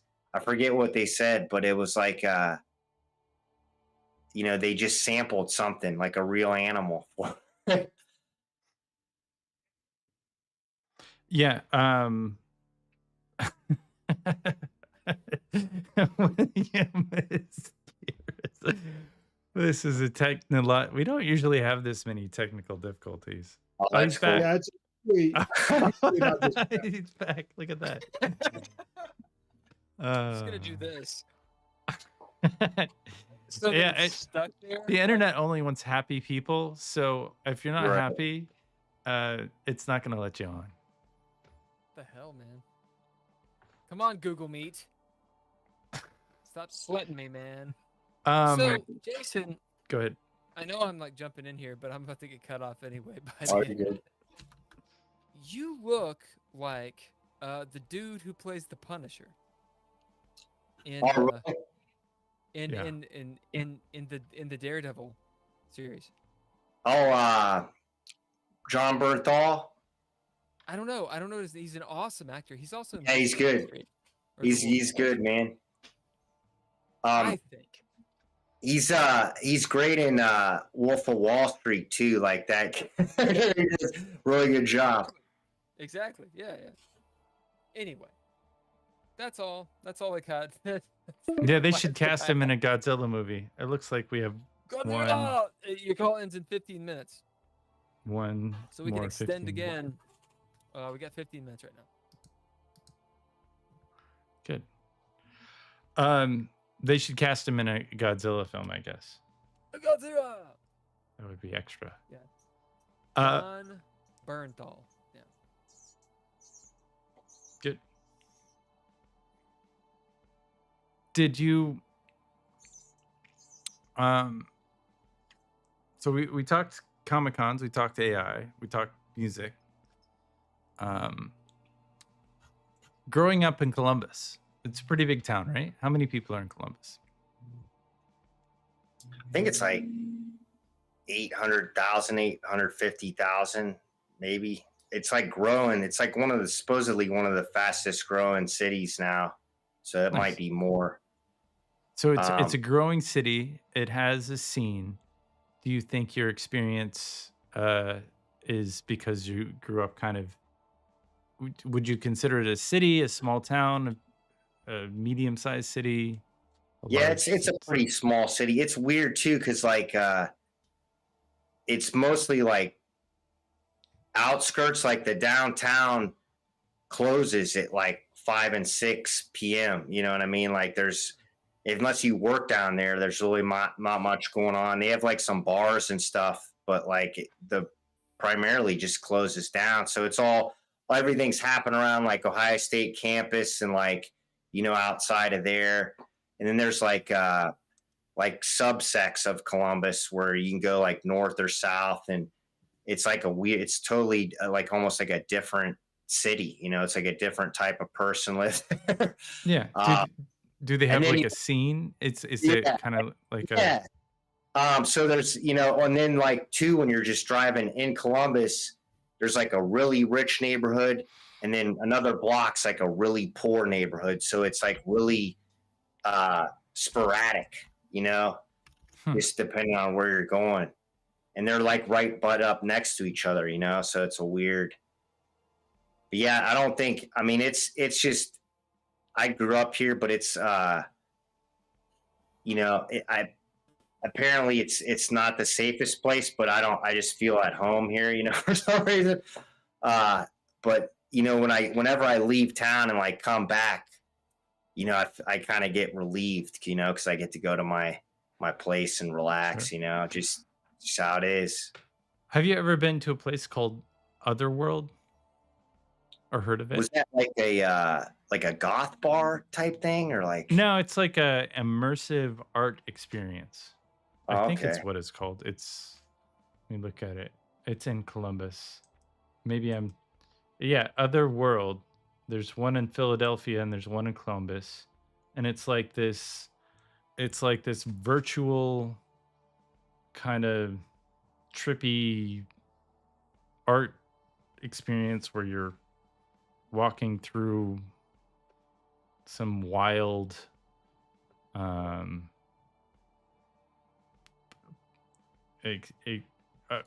super it's an experience, you know. You're walking through. I've never heard of it, man. I'll check it out. I mean, according to them, I Yeah. mean, we can go deep into it. It just says about Otherworld. It's not going to tell me a whole lot. It looks like it's lights and glowy shit and like. Where does it say? Does it say where it is? 3,200 square feet of immersive art installation in Columbus. 40 scenes filled with large-scale art, mixed reality playgrounds, passageways. It's art and storytelling. 47 rooms, 54 projections. I feel like a freaking advertisement here. Wow. Was it in Franklinton? Where's it at in Columbus? I don't know anything about. It says, I mean, as far as I know, Columbus is like all of it's just one location. It's just a place. It kind of is. I mean, it's yeah, on their website it says you can buy tickets, but it doesn't like there's a contact. We definitely do not get a kickback for any of this. They gotta contact us. I guess you gotta contact them in order to. Okay. Oh, you can send them questions. You can do proposals. You can propose like a room. Yeah, you could probably get your like a show, like a fine artist gallery or something in there. Yeah, it looks like Alice in Wonderland met like Tom Petty, met like mushrooms. Oh, nice. Yeah, it's weird. Psilocybin, Jason. Oh, there is. I got it. It's on Chantry Drive. Chantry. 43232 is the zip code. 43232. Okay. All right. I'll check it out, man. I've never. There used to be there's an Applebee's and a Subway nearby. Yeah. Get hungry.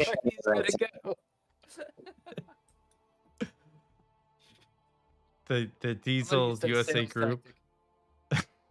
Yeah. Stop talking. Is that somewhere like you wanted to go there? I want to go. So if I go out this window. It's 9 miles east of downtown, and there's free parking available. Yeah. Fuck, man. Otherworld. Ken is actually the marketing wing of the Geeky Gamer podcast. We send him out for hours on end to talk at people. He canvases for Outerworld. Yeah, Otherworld. Oh, okay. It's there used to be a goth bar called Hey, listen, it's Otherworld, okay? like a goth bar called like Outerworld or something like that, or Outworld. Oh yeah, I want to go to that. Yeah, I don't think it's open anymore. That's why it's kind of. There's like he's on like a local airwaves. He used to have like local TV back in the day. His name's Damon Zex. He'd like paint his face like the Crow, and is like totally awesome like performance art. One time, like he went on Sally Jesse Raphael, and he like burned him, you know, in front of the crowd, and he like went on this like revenge video where he's just like, Sally motherfucking Jesse Raphael, I will kill you. And he like went on like a tyrant. I mean, it's genius, man. He's got to be on YouTube to this day, but he's like a local legend, and he would hang out at Outerworld, or I think that was what it's called, Outworld. What's his name again? Damon Zex. Damon Zex. All right. ZEX. Yeah. You'll. It's totally right up your alley, Ken. I mean, it's like. I mean, if I go to Columbus, is there going to be a goth club that I can? I hope so. There's all kind of weird stuff around here, man. You just look it up. Hey, just so y'all know, I'm outer here. Oh. You're out? Yeah, I'm going to bed. All right, brother. Are you Well, going to do you? I look forward to meeting Hulker 5 or 5v5 and Axis and Ella is coming Yep. up in a couple of weeks. Maybe we'll live stream it to the Geeky Gamer podcast. Oh, okay. Please That would be interesting. Just the board I won't with be our there. yeah. If you're hosting it at your place, I mean, you could set it up if you want, I guess. Yeah, I'll set that up. A pleasure as Look at always. Axis and Allies, man. All right. Good night, y'all. God Pleasure, bless Hulk. you. Do you play role playing games I do not, man. or I got board some- games? I do not, man. I'm just Video games? I do not. I used to play. I just Mind games? I'm I'm working sorry. like 2-3 jobs right now, so I don't. But I do got some guys I work with. They do the LARPing, like they go out in the Sure. woods and like have the war battles and stuff. They're Yeah. telling me about that. Our last episode was all about LARPing. Oh, really? Yeah. So we got It's that big, covered. I guess. So LARPing, is that a big thing you think in Columbus, Ohio? You want to give them a shout out? There's Columbus is it's got every kind of stuff. You know, it's probably just like Lexington, but it's like there's plenty of. Oh, Lexington doesn't have all kinds of stuff. Oh, really? There's there's all kind of different scenes here because it's like you have the campus scene, and then there's all kind of kids down there, and then there's all kind of it's all kind of different kind of weirdos, man. I mean, whatever, pick your poison. There's like metal scene, indie rock scene. There used to be like more goth stuff, but I don't know if that's They all dying got out. old. 'Cause Yeah, that was I the guess. 80s. All got old and stopped wearing black. Yeah, There's like it's a big hip hop city too. I mean, there's plenty of Nice. that going on. good. There's some like definitely like national artists from here. There's a guy called Blueprint who he has his own record label, and he tours. He was at like Rock the Bells tour like back in the day. There's Aesop Rock. Yeah, Yeah. yeah. so- I wrote a treatment Oh, for man. that, a music video for that. Really, I thought it was really generic, that song, their breakout song, and it's just like Aesop Rock. I think that was it. I don't know. Yeah, there was he's like a real Columbus aficionado. Like I think the guy's name's like RJD2 or something that he was friends with. Yeah, Yeah. But there's always there's this place called Scully's. It's a few miles from here. There's always kind of like hip hop shows going there, and they're packed, man. I mean, it's Sure. yeah. Hip hop's great. yeah. Do they have the records still, or do they do MP3s? Oh, like a turntable, you mean, or Yeah. or they Yeah, yeah, they records. mix it up. I mean, it just depends. They have like a 80s night too, where they go in there and they're just playing 80s stuff. And So we got 3 minutes left on this call. did you guys want to continue or? Up to you. Oh, okay. Yeah, we're just it should we pop out and join? Should we take a break? Popping out. Okay. Yeah, that's probably a good idea. Give right. me a second. We're gonna take a break and we'll be back. All right.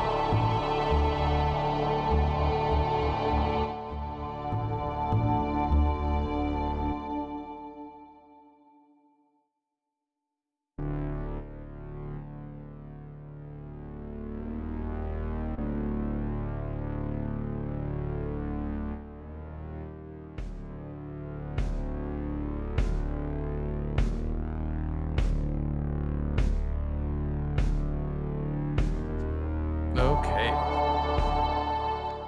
And we're back with the Geeky Gamer podcast. I think I can hear you now. You can hear me now? Yeah. All right. Technology is pretty wonderful. What's next? We're more of the same. Yeah, I don't know, man. Like I said, I'm just trying to get my art goals on top of my, 2 jobs or whatever, just having the energy to do stuff. But it's going good. Like, I always find time on the weekends, or make time, whatever.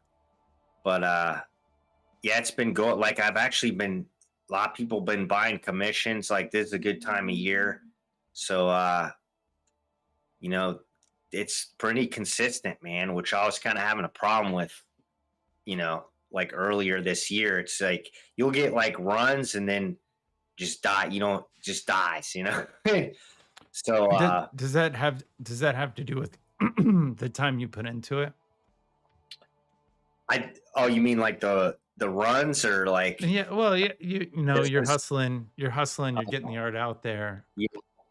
Well, I think you Go can ahead. make it faster than it sells, but then what's going to happen is you're going to have a nice stock of pieces that you can just take to a show, and then they'll move like, 8 times as fast. Like, it's just different times, man. It's like, it seems like the shows are where it's at because, people are like Bill was saying, they got the money, they got the budget in the hand, and you just gotta get in the way of it, Sure. But yeah, that's what I found. It's like I just keep, at least if I can just do like 1 or 2 pieces a week, even if they don't sell that week, you just got them, to roll over to something else. Some of them take longer to find their home. That's all. You just gotta be patient. It's like How do you keep inspired? I mean, what keeps you in it, focused on? Oh, that's a good question. I mean, a lot of times you aren't, you're not in the mood, but every time I go like start a new sketch, you kind of just forget about the outside world almost, you're just like focused on the one thing. And then best way I found is like you'll do a sketch, but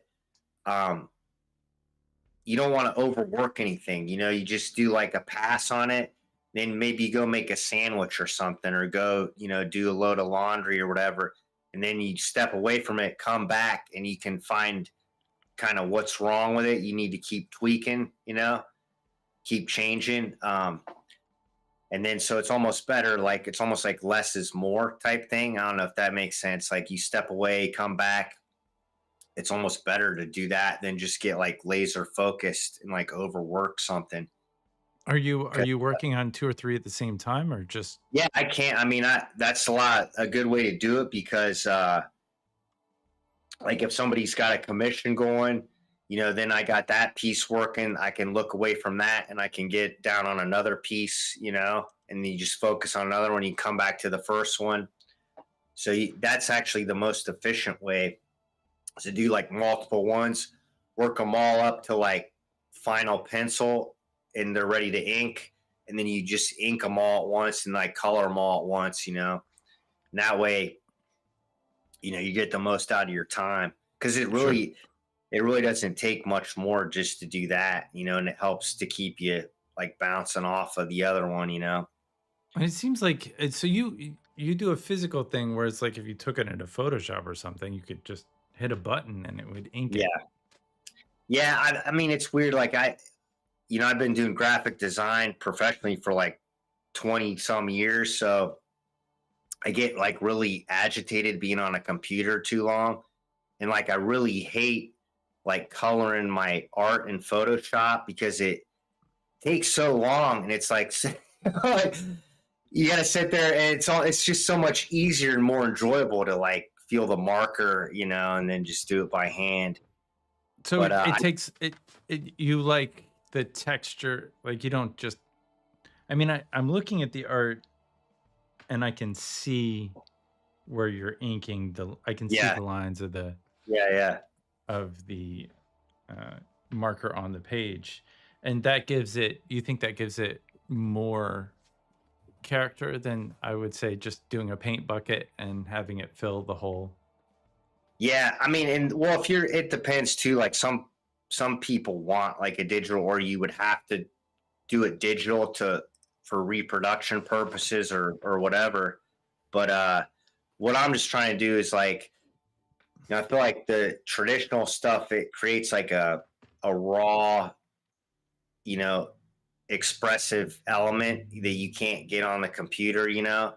And then I kind of, even like if you look at that comic, like I even like did the text by hand, and like I kind of scanned it in, and you know knocked out all the black and stuff, because it has that like punk rock kind of expressive by hand look, which is kind of something I developed like just doing band flyers over time, because rather than do like a font, if I take that font and then I take it and on a light box and draw it by hand, it's like much more expressive.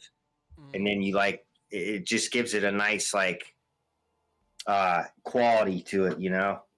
And that's all of the like, all of these issues that you've done. Yeah. So it's weird. When I was in college, I was like right around the point where, you know, they're just coming out with like Mac and software and like Photoshop, and they're training us on that. But we had to take like a traditional typography class.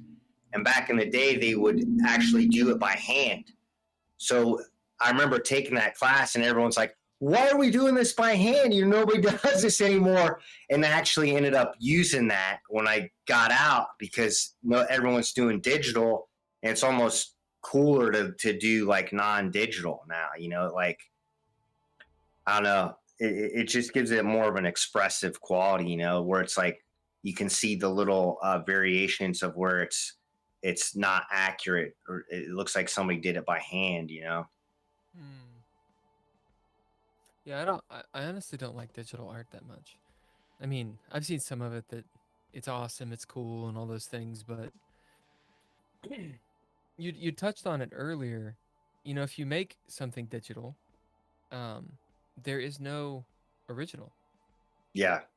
Like it's just, it is an original, just it's a representation, because it's I keep on saying the digital original, and it's rhyming. It's a representation, zeros and ones. It is a copy in and of itself of what you did, right? So you did the drawing, and the computer copied that into a representation. So that performance art of you actually doing it is gone. Yeah. You know, there are only prints left over. There's probably something there that's actually pretty interesting, but we're not going to go into that. I dig original stuff. If you were to sell your original piece, how much would you sell it for as compared to your prints? Well, I mean, what I was trying to do is just started off where it was like bids, and then there's no ceiling to it, you know, because there's guys on eBay that like, they're incredible, and that's all they do is like they just do like 20 pieces a week, and they're making like hundreds of dollars, you know, because they got a nice following. And I was like taking that model, I was trying to emulate it, but I don't get that kind of traffic, man. So my pieces don't sell for, you know, that much. But it's like, even since I got a scan of it, even if I wanted to like do a print later on, I could. But I just find that it's like, it makes you a better artist to constantly be doing original pieces, you know. Like it's almost like you know, you can just see like the progression of like your skills to get better. You make a lot of mistakes, that's how you learn. But like if I'm going on a finish on a piece, and I mess something up, or you know, maybe like the drawings off, like, or I just mess up the marker or something, I'm gonna actually start it over, like the whole process. So it's like, because I can't go into Photoshop and just like click a button, you know what I mean? Hit Control Z.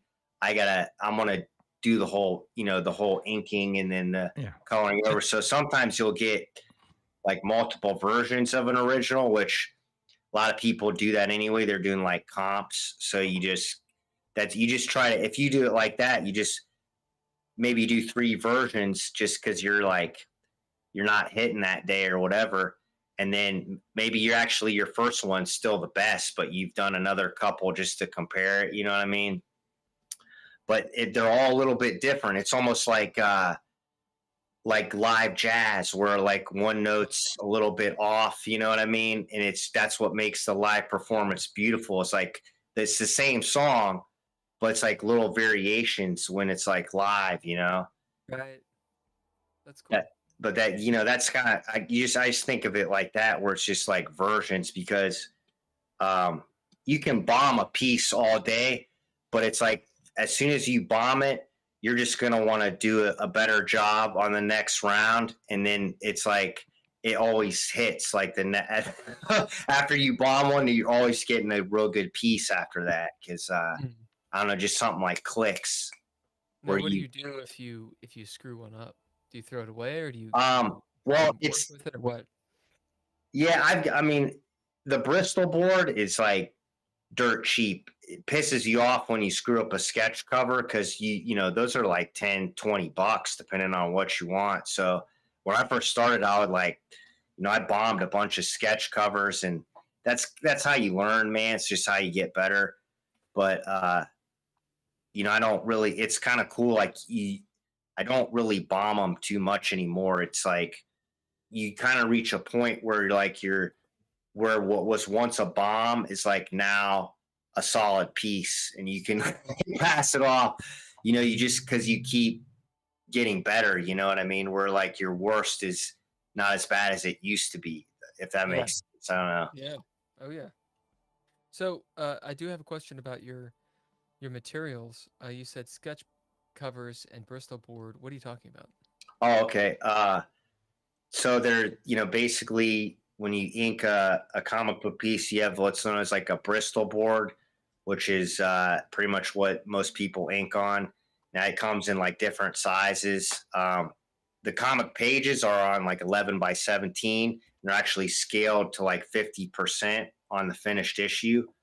So everything's bigger and then shrunk down on the comic. And then the commissions are like usually like 9 by 12 ish. And then there's comic sketch cover, which is honestly like the most genius thing the comic book industry came out with to help like artists, because it's a comic that they've printed of the issue, and then the outside is almost like a piece of Bristol or something, and you can do your own custom art on there and sell the original comic. And these are big because it's like the prints.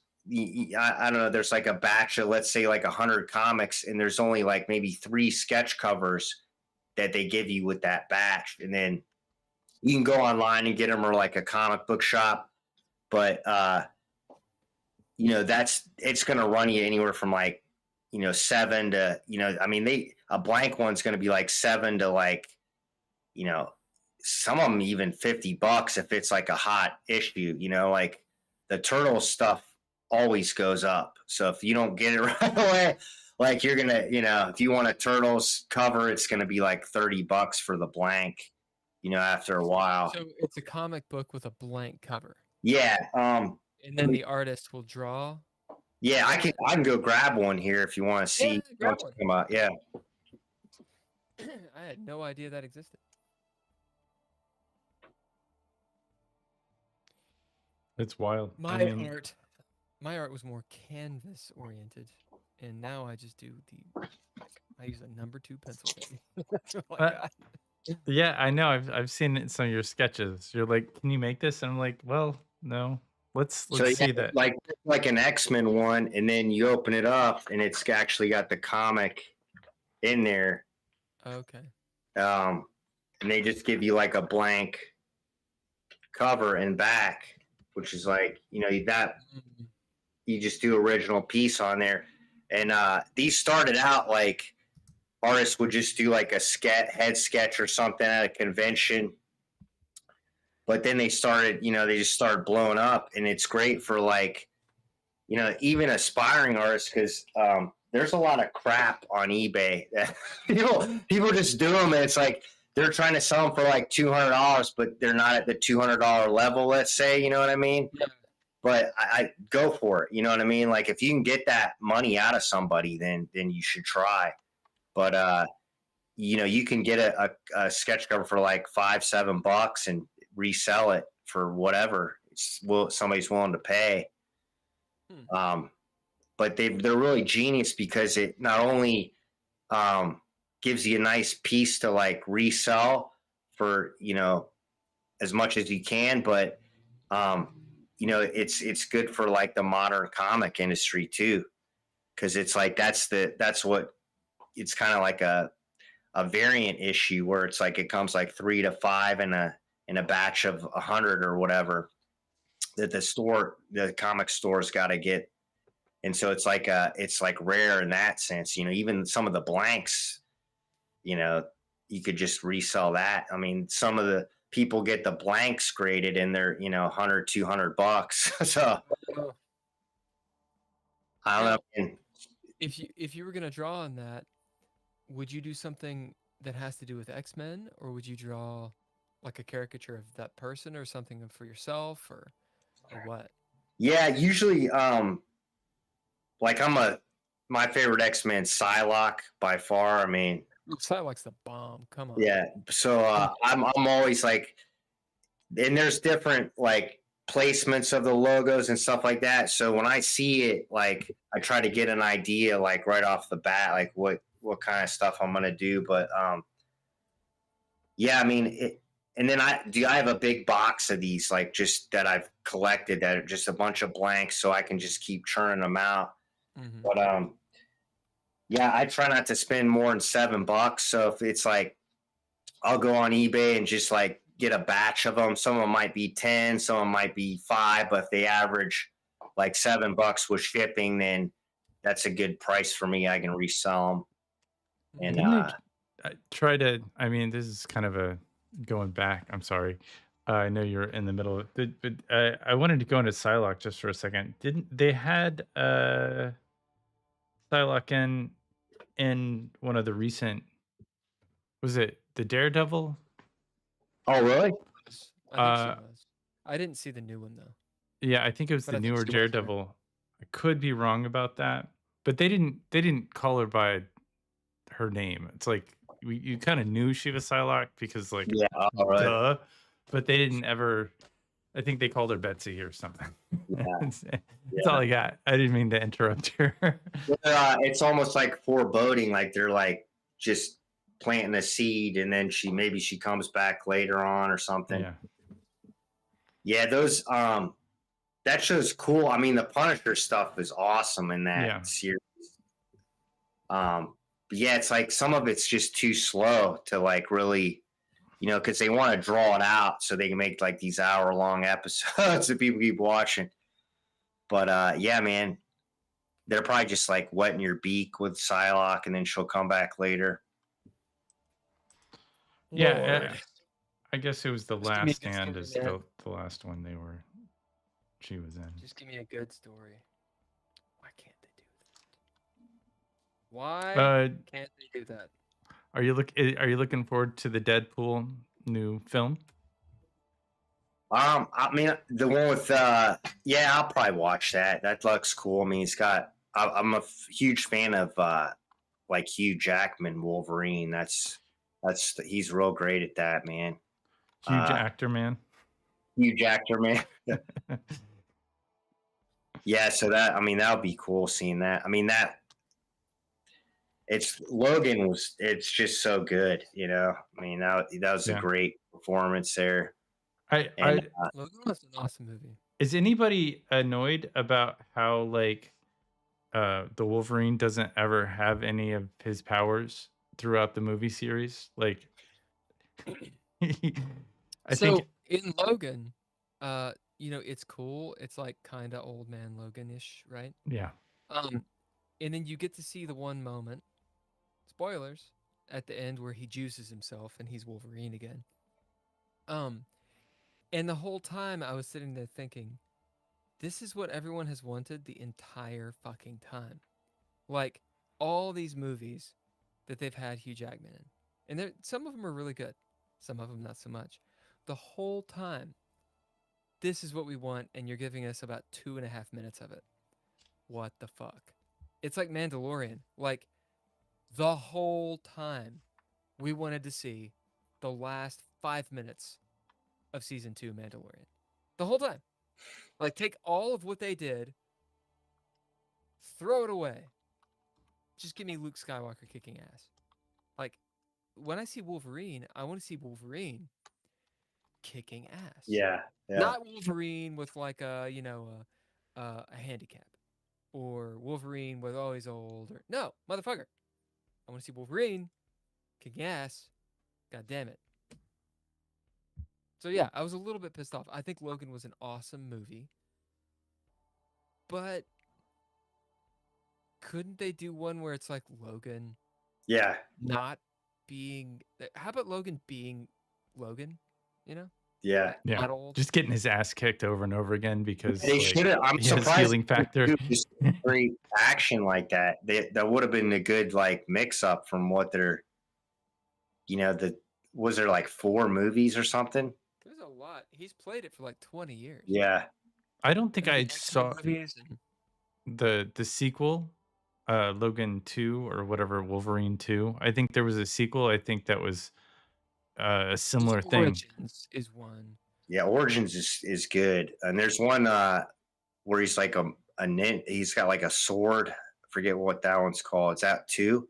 Yeah, I think Wolverine 2 wasn't very good. I don't think he had his powers in Wolverine 2. Where he goes to like Japan or something like that. Oh yeah. But I did think it was really cool, like how it was all post. What was it? Was it Magneto's daughter? Like kind of took everybody's powers away. M-Day or something. It wasn't Scarlet. It's Lorna, I think that. Wouldn't it Lorna? Scarlet Witch is the one that takes No, anyway. takes all the goodness away. I think. I don't know. I'm not a big. It was post M-Day. I don't actually know. I thought it was Scarlet Witch who took everybody's powers away. Because I remember there was a Quicksilver series, or maybe a Quicksilver graphic novel. That's pretty cool. He's like old and still thinks he's a hero, but he actually just gets his ass kicked. No, you're right. It is Scarlet Witch. For some reason, I thought it was Lorna. Scarlet Witch is one of my favorite characters. Yeah, she's great. In Marvel, and I do like the actress who portrays her. Olsen. A lot. Yeah. What? Olsen. I don't remember Olsen. her first name. But I do not like what they did with her. One bit. Wanda. Yeah, man. Match Mare. So you followed these comics. How closely are the comics? Do they relate to the cinematic universe? How are you? Do you like the split from? I typically only geek out on the animated stuff because I can see what it takes to put in there. I think also too, like MCU is owned by Disney, so it's like almost like a corporation of they just want profit. I mean, it was like that. What was that? Infinity Stones one. Yeah. Endless amount of movies. But I do like some of the, like, I'm really into like the Rocket Raccoon character that they do. Yeah. That's always cool. So like there's certain ones, I like the Thor Ragnarok. I thought that was good. I mean, a lot of people hated it. So there's like ones that kind of get me, but it's a roller coaster. Overall, yeah, just the animated stuff's better like that. Did you see my animated one series that I worked on? The X-Men Wolverine one? Wolverine. Yeah. It wasn't terrible. X-Men. It was like Good. It was like '08 or something when that came out. Yeah, Or yeah, it was okay, 2000. yeah, yeah. That's been a while. I did see it though, man.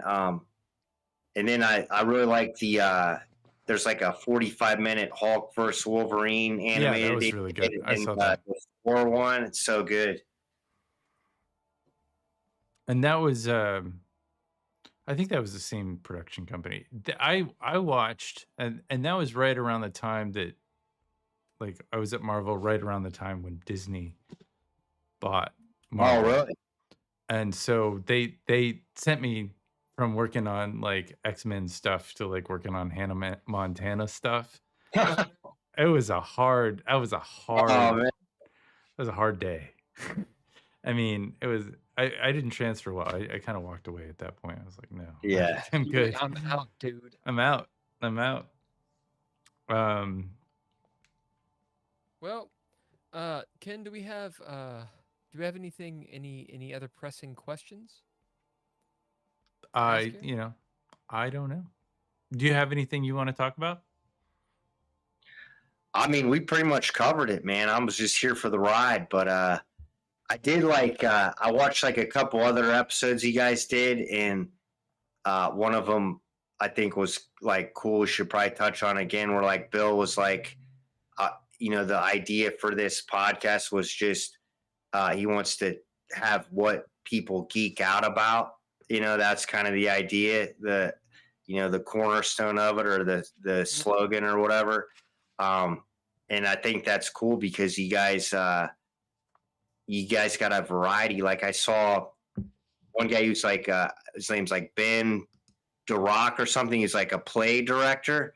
Yeah, Ben Rock. Is that Yeah, right? that's cool. A playwright and like a director, and he was like really good on here. And yeah, man, you can really get a range of guests that way because everybody's geeking out about something, but it's all kind of art related in some sense. Yeah, Yeah. I mean, it's one of those things that if you're geeking, if you're truly passionate about something, it almost becomes an art. Like for you. Yeah. I mean, like even collecting, for example, like stamps or maps or something, like people can start getting a lot more creative than they expect. Yeah. And I think it's also like the way that you have to take all these different sources of content and how they kind of connect to each other and work together to form, a thought, because without art and words, you don't really have anything, or at least media or connection. Like it's all bigger than one human, or it's like bigger than yourself, Yeah. And it's almost like an exchange where it's like, piece of art or a film or music, it benefits the person that created it because it's almost like therapeutic, but then somebody else sees it or hears it and they get something out of it too. So, I mean, that's the main difference between like, human artists and AI, because there's no, like, somebody might feel something off of AI art, but the creator, they're just a robot. Like, Right. there's no mutual like symbiotic thing going on, but yeah, it's, that's almost why as humans we got to keep doing it. We can't just be taken over by AI. You got to keep producing, whether you feel overwhelmed or not, because that's what it's really about, is the connection. Yeah, definitely. And I think that's one of the reasons why cons are so populated. People are connecting over this content, and it's like, maybe it's a little bit of escapism, but it's also, there are all these themes and different things that pull us in, that we want to either be ourselves or that we connect with in an emotional way. Yeah, absolutely, brother. I mean, like, I do this chess podcast, which I bitch about often, and there's a moment where like I'm doing the live stream, and some of the people on the live stream were like, "Hey, will you just play chess and like kind of stop paying attention to the chat so much?" Because they wanted to see chess, of course. It's a chess live stream. And I was like, "Go fuck yourself." Because I was like, I'm not doing this just to play chess. And honestly, I play chess better when I'm not fucking talking to you. Like when I'm like paying attention to the chat, I'm like, Yeah. whatever, making my hilarious jokes. Like if you're just there to win and shit, then yeah, play. Why are you live streaming in the first place? Like I'm here to talk to people. I'm here to meet people. Oh, it's like a community gathering. Yeah. Like that's the whole fucking Yeah. point. Like otherwise, what are you doing? Yeah. And I get it. I mean, like, I get on the I want to make money train. But goddamn, if there's one thing, if there's a time machine, and in the future, I were to get in it, one thing that I would love to go and do, you gotta go back and talk to yourself, right? I would like to come back and be like, the worst part about, we'll call it getting older, is the fight between oneself and oneself. And this fight is everything becomes making money. It's like a fucking singularity. It's like a black hole where everything you do, from getting up to taking a shit, is about making money. Money. You feel guilty if you don't. Everything. And I wish that I could tell myself this, slap myself a little bit, and be like, learn to make money, bitch. I don't know. Whatever it is that I need to do. As an older person, as I've gotten older, I'm not an older person. As I've gotten older, that is something I've really fought against. A lot of mental distress against that. And I'm being overly dramatic. I'm an actor. Bad news for you, idea. Bill. As of 2022, the median age of the USA is 38.5 years old. Why do you think that is, Ken? Because I looked it up on Google. That's not. That's a typical Ken response. He's like, I'm going to listen to the question and not fucking answer it. Why do you think it is the median age? Because you take everybody's age in a sentence, multiply it together, and divide by like that many people, and that's how you get. Not multiply it together, but you add everybody's age up and divide by the amount of people.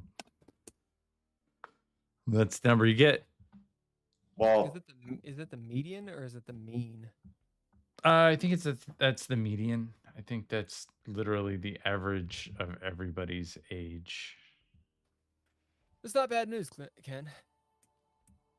Yeah, so that means we're averaged aged. Well, I'm about 8 years older than average age. I think like Bill was kind of really onto something there, where it's an interesting thought because you're so programmed by society to have to make money every second of the day, and America's so expensive and keeps getting worse that it's like you gotta remind yourself to relax and find something to enjoy, that, or at least take a time from thinking like that. Does that make money? Does that make money, relaxing? Yeah, no, but like that's the thing. It's like you have to, or it could be anything. It could be like sunbathing on a beach or whatever you find that takes you out of that you can enjoy. But it's like you're right, and I think it's like even worse now thinking like that because everybody's just rubbing their pennies together, and it's like scarcity mindset all over the place. The mindset's even worse. Like you have to even make more money now than ever to survive. And it's just an interesting point, that's all I was saying before you kind of got off topic. I get off topic. It's a spiritual gift. Yeah. Well, Ken pulled you. No, I pulled you off topic. That was my It's kind of That's my just pictures. superpower. If I have a superpower, it's to just. Oh, you're talking about something. I'm gonna take you over here. Yeah, it's a good point, man. It's like you know, because that's really not why we're here to just No. make money. You know, there's got to be some other. Money is completely and utterly bullshit. I say that with the angst of a 12-year-old, but truth, like everything I've found that is worth something, the worth is not equated to dollar cents. Like of anything that matters, that makes you feel good. I mean, money can make you feel good, but I don't know. I see people that are good at making money, and I don't. This is gonna sound stupid. I don't want to be like them. Like the way they think, I don't like the way they think. I don't want to think that way. I don't think that way. Like it's constant enterprising, and I'm gonna get on a soapbox. I'm gonna go ahead and slide off that soapbox really quick. We need to make money for society to work, but god damn, we love being miserable. Yeah, I mean, clearly we do, right? Like society clearly, that's the goal, is misery. I agree. It's like I'm being sarcastic, of course, but oh well, it's like oppressively miserable. I mean, you're saying right because right now they're influxing that like scarcity mindset, survival mode that they want it. Then that keeps you down. That keeps you on a lower vibration. So like, you know, and worrying about money and thinking about all the time, you have to be in almost like a relaxed state to attract money. So it's against you. You know what I mean? Yeah. But yeah, it's a good point, man. I mean, I haven't really heard it put like that before. You know, you're like having like a little confession moment there. It was deep, but I just if we had money, we'd have more than 15 minutes. Yeah. Speaking of, we need a little bit of money to do the Zoom call / Yeah, I feel like we have a Patreon goal. That's right. Anyway, let's go. Let's end this on an upper note. Sure. Usually we ask the guest if they have like an aphorism or a joke or a riddle or a motto or something that is on their mind. Doesn't have to be something positive. So yeah, we're gonna give you the last word on this. Oh man. Well, you know, I do have a sense of humor, but I'm not like the go-to joke guy. Yeah, I don't really have anything like that. I mean, I feel like, you know, the only thing people should be concentrating on is becoming the better version of themselves, you know? Like it's you're not in competition with anyone other than yourself. So if you can look back on your life and see improvement in some area where you've progressed, then you're winning. And if you keep it like that, keep that, stay in your lane. It's not really too possible to, for somebody else to bring you down. But when you start comparing yourself to other people and everything like that, then that's going to create issues, and jealousy is definitely a wasted emotion. So you don't even want to be dabbling there, just try to concentrate on your goals and how you can progress to get there, and compare your current self with your past self, and hopefully it's a better version and you can feel good about things, I dig that. I think that's perfect. Can you? God bless you guys. Yeah, I got it. Thank you, Jason, for being a part of the Geeky Gamer podcast this week. You rocked. I really dug your art. Jason Sidwell, you can find his work across social media. If you look him up, J Sidwell with 2 L's, 0. I guess we're Instagram, Twitter, DeviantArt, YouTube maybe. Check out. I'm sure there's going to be some really amazing things to come. Score for this week has been by all lowercase letters and Mr. Interrupt, as well as special super awesome thanks to our Patreon members, Tim Roberts, Daniel Holker, Nostalgic, Natalia Cline. Natalia Cline. Couchfire Media has brought you the art and media production, not the technical issues, as well as Trois Productions. That's who brought the technical issues. No, for whatever it is they do. Thanks once again. No one knows. Jason Sidwell will be back Monday, gentlemen, for the DreadLore live play. Into Space this next week. Are we going to finish up? All right. Well, see you then.